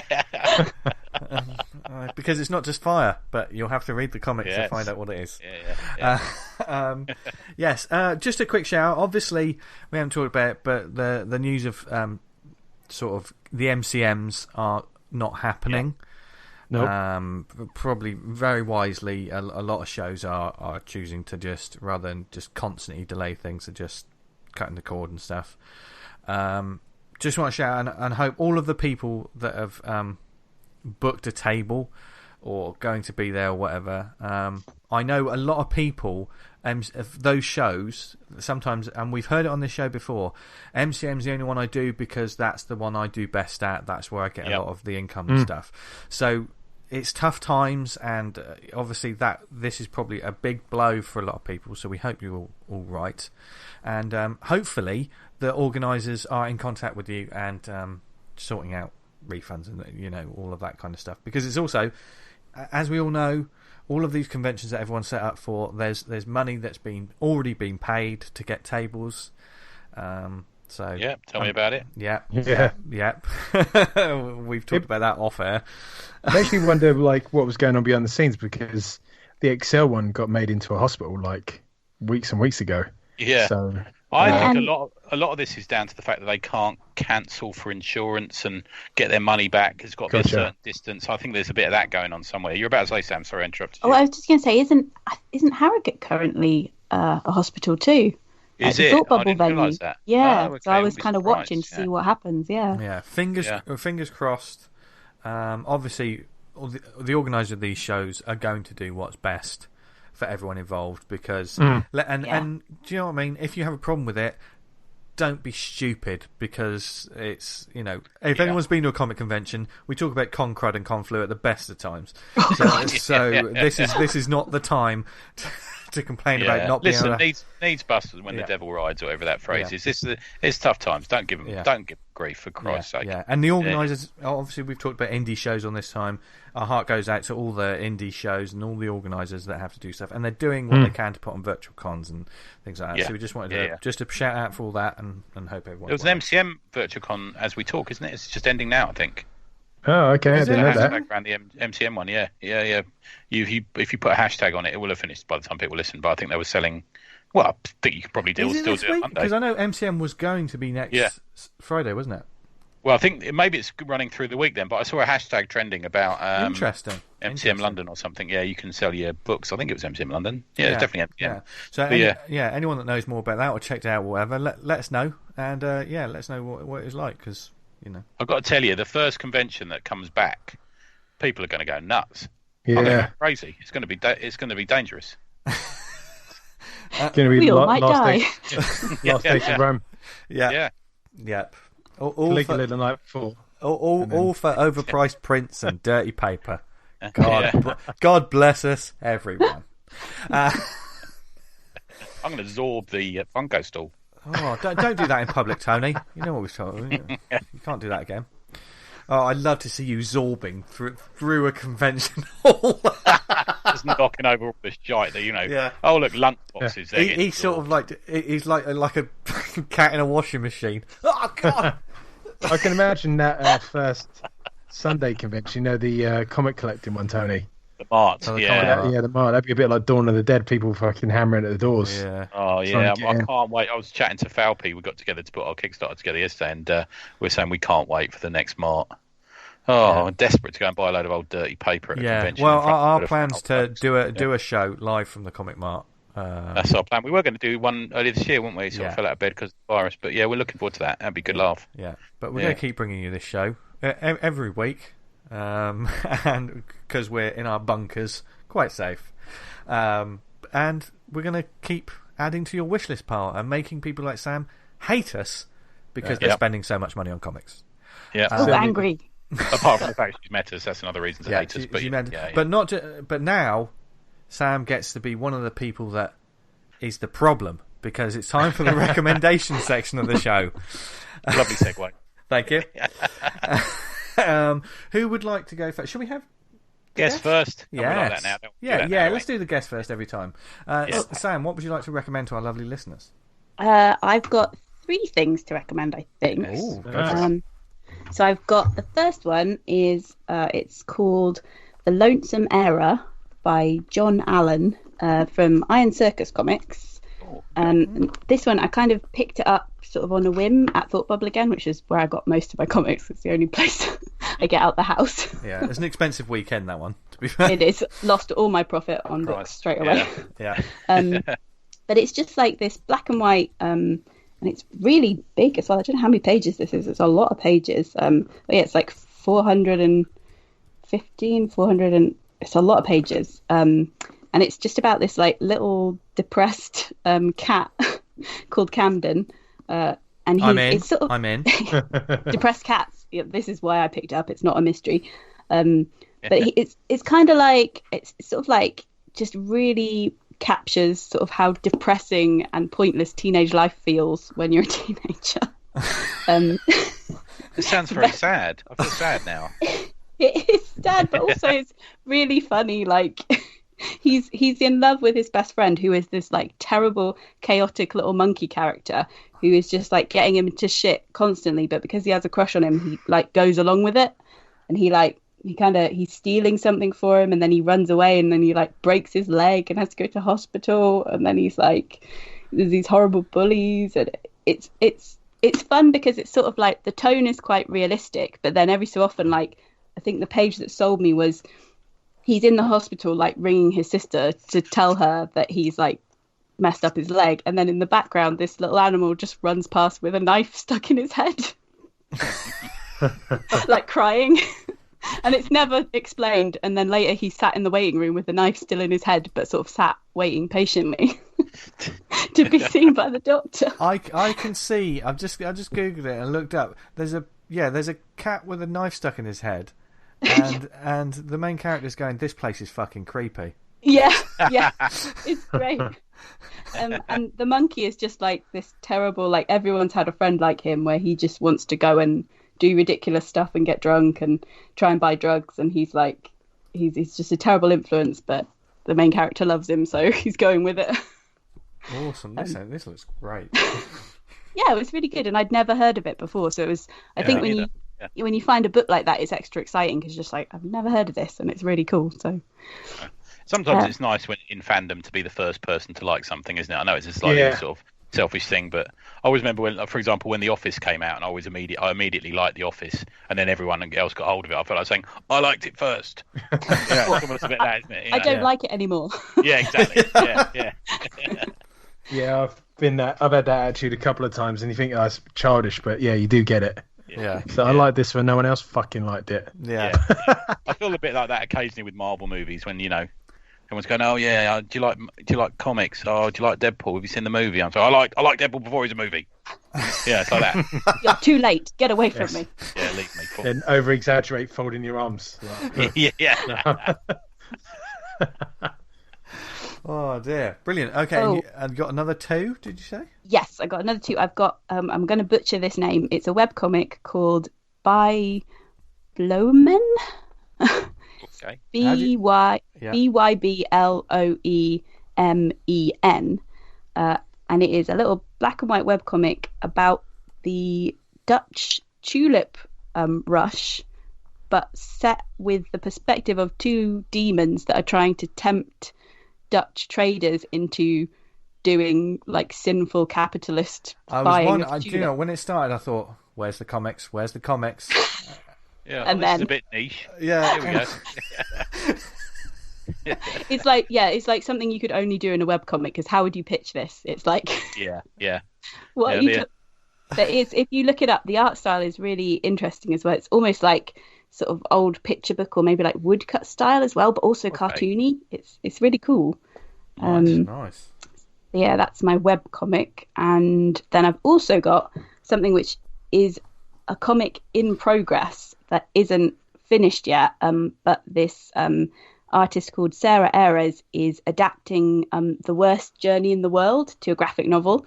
I don't know if you guys have ever read that book. No. It's about the Terra Nova expedition to the South Pole, which spoilers ends very badly. Right, it's a okay. true story. And she is an ex-Disney animator, and she's obsessed with this really grim story about Arctic explorers. And she's running a Patreon, which is, I think her handle is Tealin, Tealin, at patreon.com, or just look up Worst Journey in the World comic, and she is hardcore researching every aspect of it. I think she went to the South Pole. Wow. Okay. Oh my God. Yeah. She I think it was like a grant or something for kind of creative people who wanted to write about. I'm not sure how she managed it, but she is committed to this project. I think Wizz Air fly there, don't they? I think you can get from flights from Luton. Yeah. I made that up. I made that up. I haven't got a clue. I made that up. Oh, but obviously not at the moment because of the lockdown. But as soon as it opens, you get straight there again. But yeah, if you want to see like a really detailed comic researched as it's made, I would recommend like backing just a $1 or $2 Patreon tier because it's well worth it. She's like a beast. Wow. Nice. Well, that's not. Oh, we've covered the gambit then.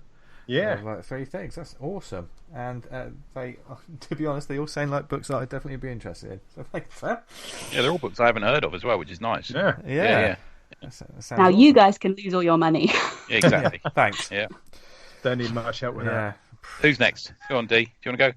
Yeah, sure. Mine's going to be relatively quick because, Okay. well, I'll take that back because Vince said the immortal words of Stan Lee.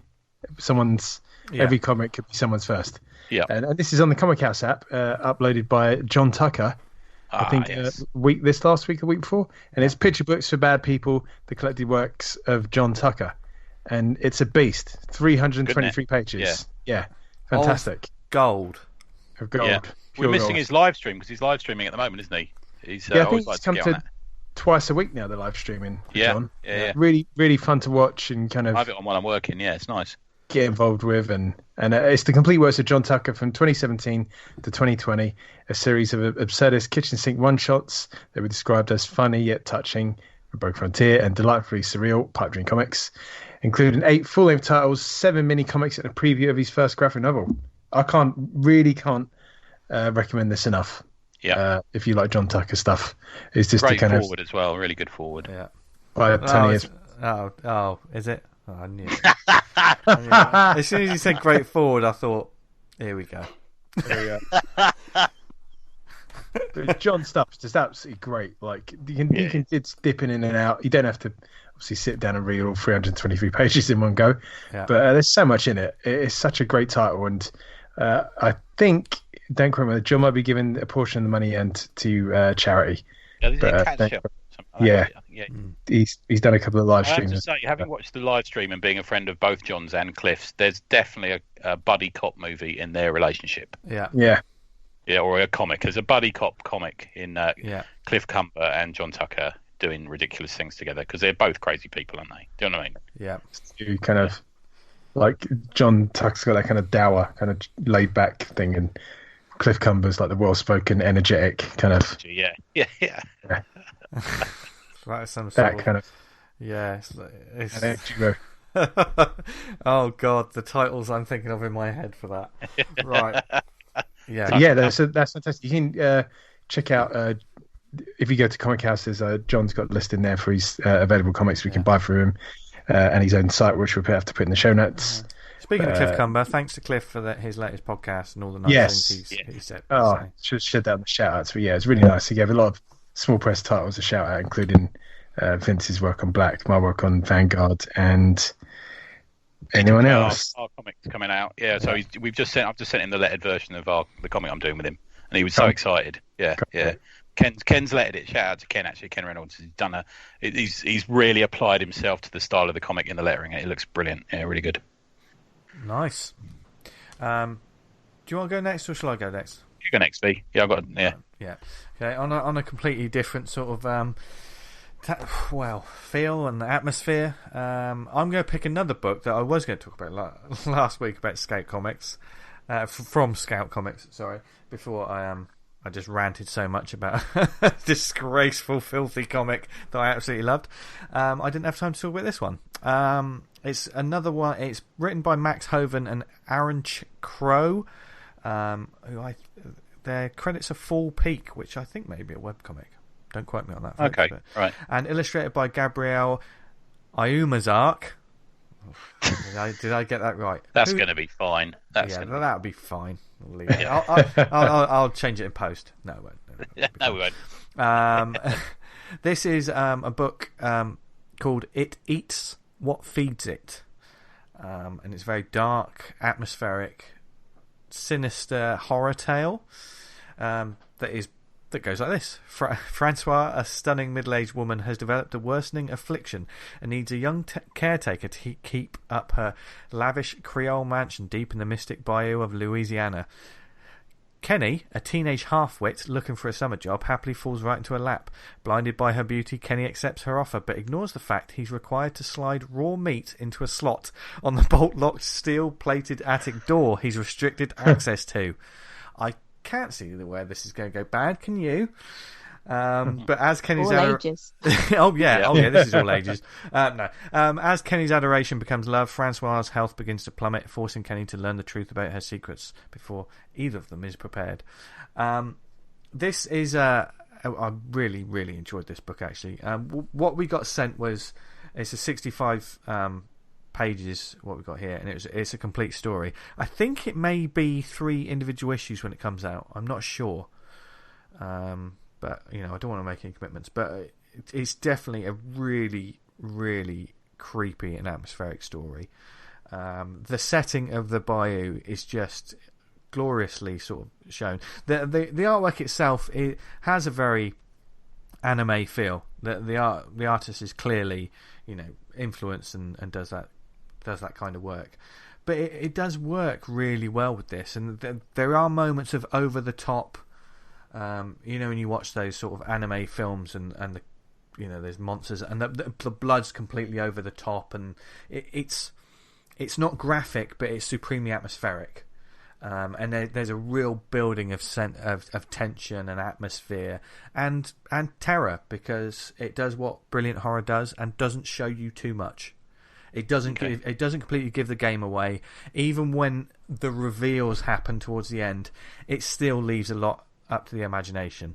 But it was just brilliant. It feels a little bit, I think the atmosphere, it feels almost like a haunted house kind of atmosphere. You know that when someone moves into an old house and has to look after it, and then slowly as the story goes on, things are a bit sort of unnerving.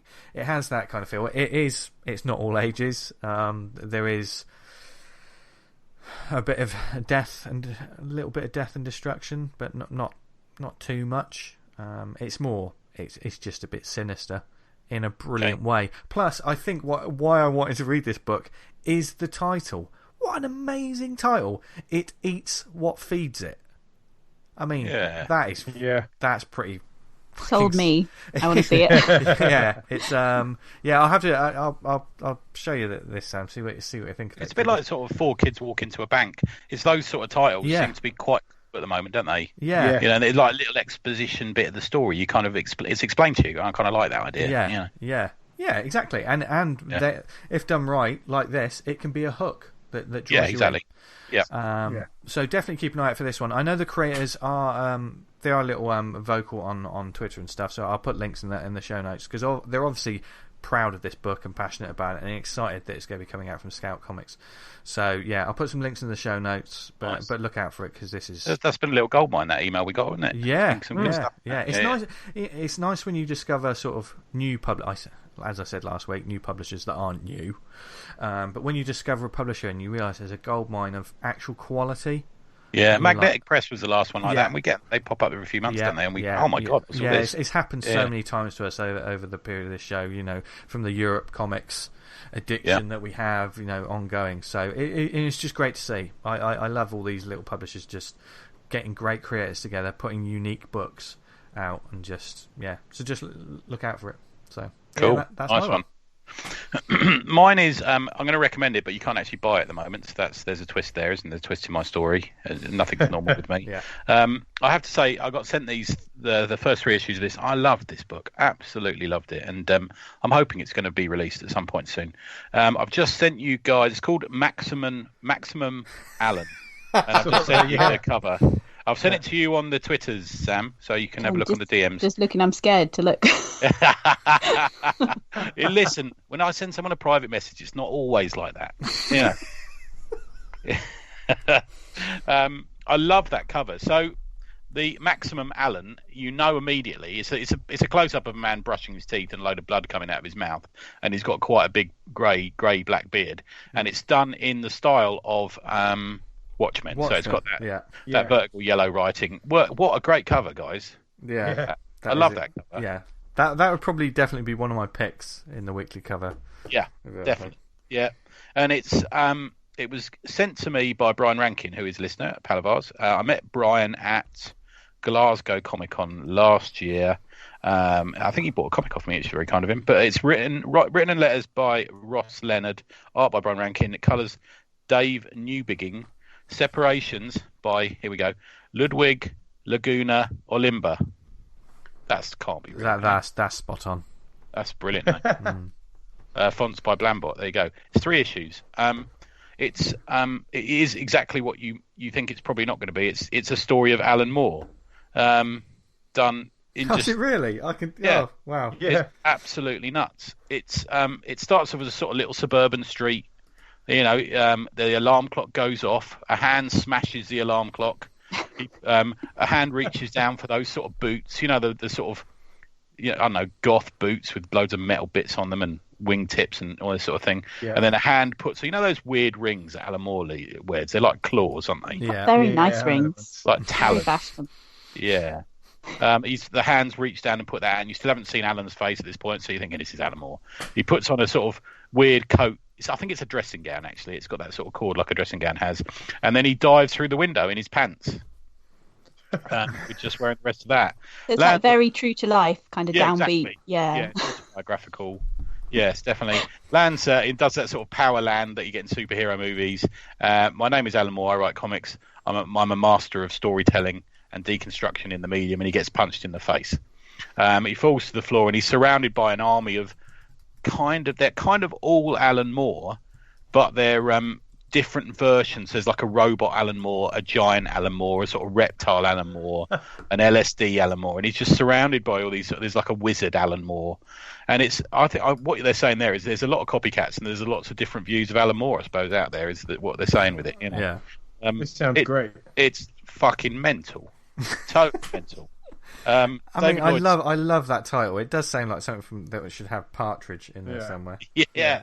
There's a description from David Lloyd. They obviously sent him a copy of it, and he said, very funny and bizarre. Oh, thank you for that lengthy deconstruction, Dave. Yeah. I think you're right as well, It's yeah. So he's confronted by this sort of sea of twisted Allens, and he makes eye contact. There's this sort of really good page of like no speech, all these Allens eyeing him up, and he jumps in the air in his dressing gown and his pants and his boots, his boxer shorts and his boots, and goes full on karate kick into their faces, and then suddenly he wakes up and it was all a dream. And Alan Moore wakes up in bed. He brushes his teeth. He goes down the stairs. He has some, I think they're Golden Grahams. Quite a nice choice for cornflakes there. A classic choice. Are you a fan of Golden Grahams, Sam? I don't think I've ever seen them in a real shop, though. I had a box the other week. They're great. Really? Yeah. I thought they were like mythic, like Lucky Charms. You never see them. I always see Everyone cinnamon talks about grahams. I see okay. I see cinnamon grahams, but golden grahams are... Because you're middle class. Yeah, exactly. Oh, unbelievable. Unbelievable. Broadside. Absolutely. This lady is my favourite guest ever. Well, I'll remember that. Yeah, okay. I'm not judging. I shop in Waitrose. Come on. Oh! Hey. So he goes downstairs. No stranger to a Dauphinois. Right, okay. He goes downstairs and he has his Golden Grahams, and he phones a friend and he's sort of having a chat, and there's a knock at the door, and he goes to the door, and there's this sort of creepy sequence of him going to the door, and it's I think his name's Stephen the postman is there. And good morning, Alan, I've got some priority mail for you. And there's this big splash page. You think, oh, it's just the postman. Bloody hell, Stephen, you almost gave me a heart attack, says Alan Chortle. And there's this letter, and the letter just says, we are coming for you, Alan Moore, and it's written in sort of red, and the U is underlined. And then one of the sort of replicas of Alan Moore from his dream turns up and cuts Stephen's throat. And it just goes off on one from there onwards. Opposite him is this sort of Victorian gentleman who carries a shotgun. There's a sea of sort of zombie-like Alan Moore's attacking. Neil Gaiman turns up at one point, which is anything with Neil Gaiman in it I find hilarious because I think he should be lampooned more. Him and Neil Gaiman at one point, no spoilers, crawl up the backside of an Alan Moore. That's part of the story. What? So It's like being John Malkovich, but a little bit, with but like Alan Moore. maybe someone slightly up their own arse. I'm going to say that. No, surely not. That Yeah. can't be what they meant. Yeah, do you think? Yeah. And that's what you get, and it reminds me so much of these sort of anti-establishment underground comics that we used to get, like the Lord Horrors and stuff like that. And it's just fucking great. It's just so stupid, so well drawn. The art is like full color art. It is the art you get on the cover is the quality of the art inside, which is always nice to see as well. Yeah. And it proper goes off on one. I mean, obviously Neil Gaiman lives in a castle, and he's got this stupid floppy hair and stuff like that, and it just goes on and on and on. I mean, hoping it's. I think we should start some kind of movement so this gets printed and we can all buy it and worship with effective Alan. But does it end with Alan Moore suing the makers of this comic? Because that's the only satisfying conclusion.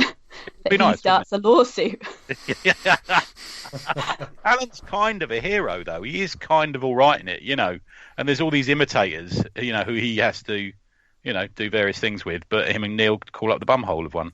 It's that sort of thing. Oh, well, As you do. As you do. Sometimes you've got to. They go to a forest full of weird mushrooms. There's it's really good. I really liked it. There's a creature made of poo. I think it's poo or it's earth or something. But yeah, it's really good. And been chatting to Brian on the direct messaging this week. And one day hopefully it's going to be out there. It's not at the moment. I don't know why. But yeah, it's good stuff. Really good. Awesome. So when Alan Moore dress up as a superhero and jump out in front of his friends. And I was like, all right, Alan, this was in secondary school. And I think there's a story about that. Is there? Yeah, he dressed up as a superhero and jumped out, and his friends were like Alan, what the fuck are you doing? Because he thought they would recognise him. It's so cute. It's like it didn't work. Oh God, they've been lying to me. You'd never live that down. That happened to me. God. I did that to someone. Yeah.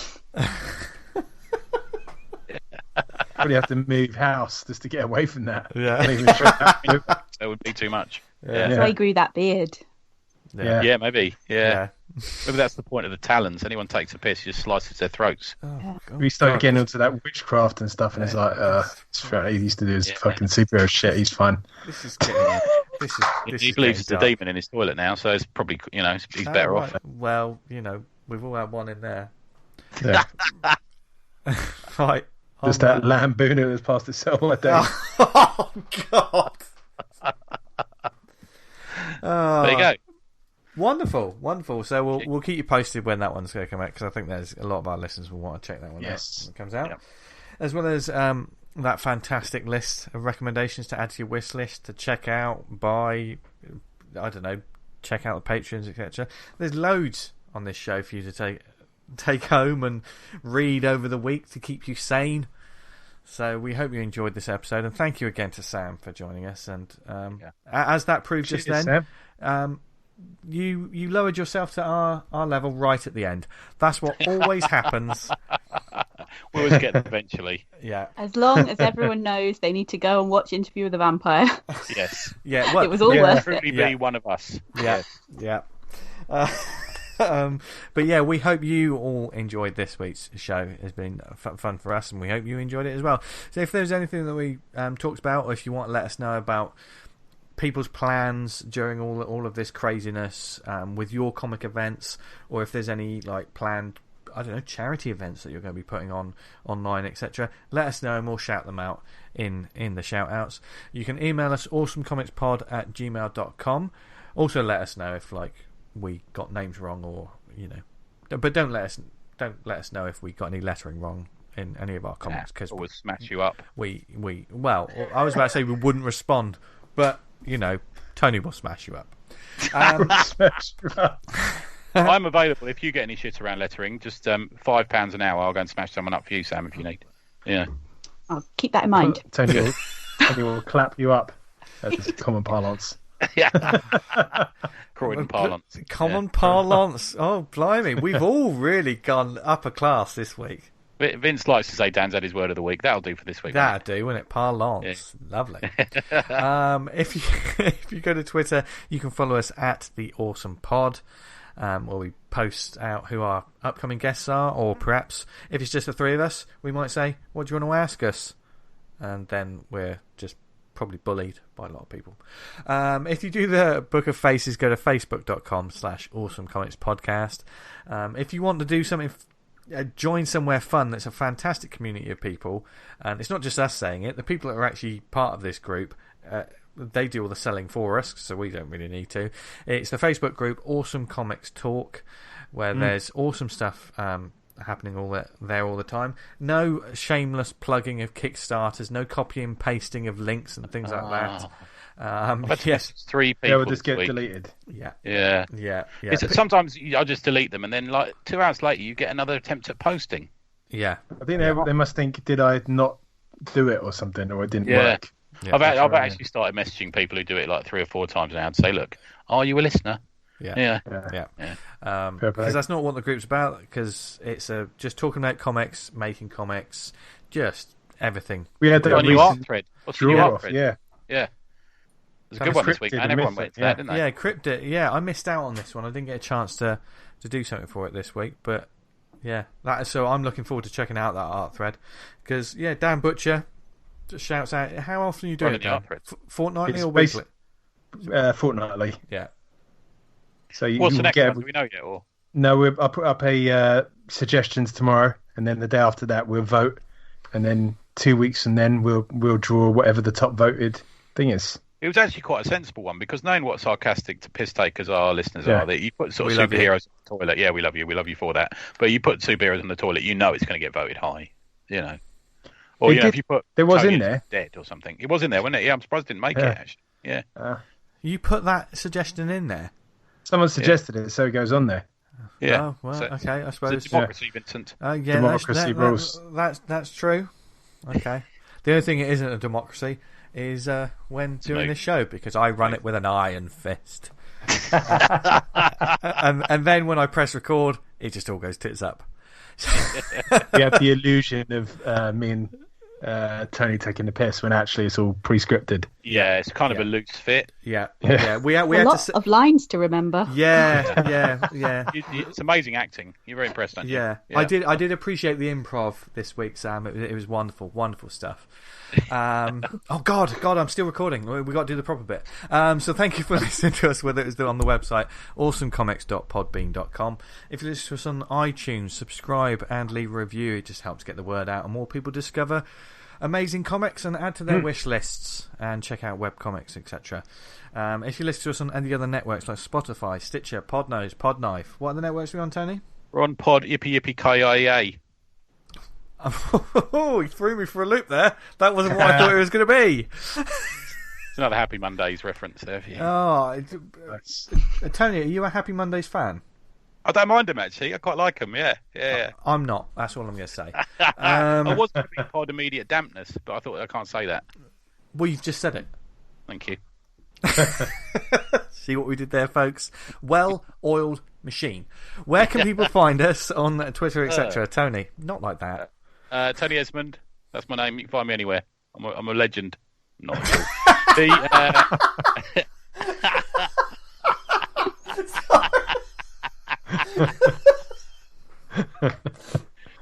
He's not wrong. Okay, that's all I'm saying. Okay, Dan. Where You can find me on Twitter at Vanguard Comic, and you can read Vanguard at vanguardcomic.com. You can, and it's back and Yep. kicking ass. Thank you. I love how when you're It's all over the animation as well. I'm loving the little trailers we're getting. Trying to kind of like get people to kind of get invested in it, interested in it.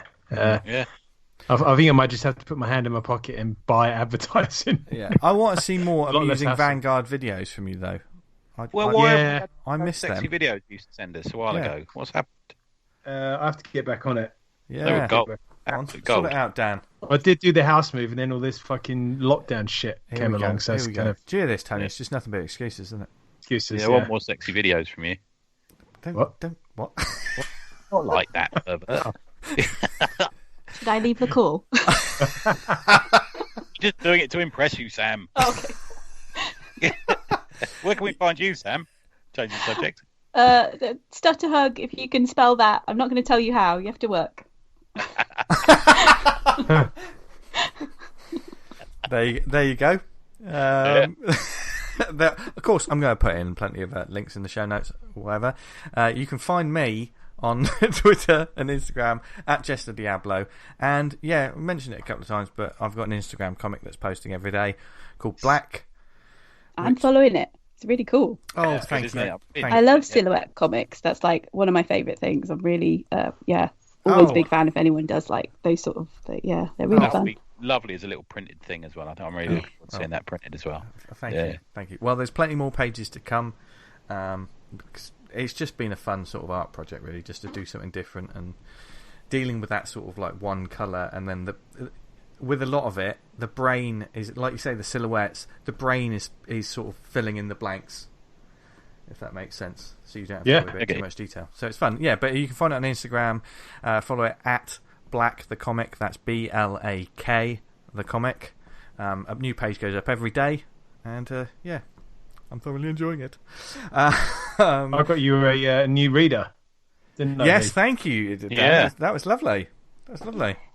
So, Good. I'll keep using those hashtags.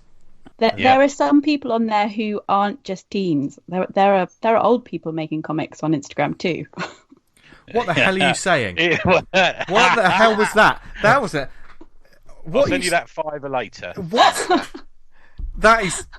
I'm an old person by Instagram standards. Like I'm practically dead by Instagram standards. Like you're backpedaling now. Unbelievable! What a shot across the bow that was. I thought you were friends. I thought. Oh, we've got one of the nice ones this week. How wrong I was. I got drunk on power. I'm sorry. That's what happens. We're all drunk in the end. Thank you for listening, folks. Hope you have a brilliant week. Go forth, read loads of comics, stay safe, healthy, and in all seriousness, we hope you're all okay out there, no matter what you're doing or whatever. Especially those people that are on the front lines and actually sort of like having to be around people on a daily basis. So, yeah. Yeah, we hope you're all right. Yeah, read loads of comics, make loads of comics, just stay wonderful, stay awesome. And from Dan, Tony, Sam and myself, I'm not going to say it, so you lot can say it. What should they do? Stay awesome. Stay awesome. Stay awesome. Yes. Perfect. That was unbelievable. Bye, everyone. Bye. See ya. Bye.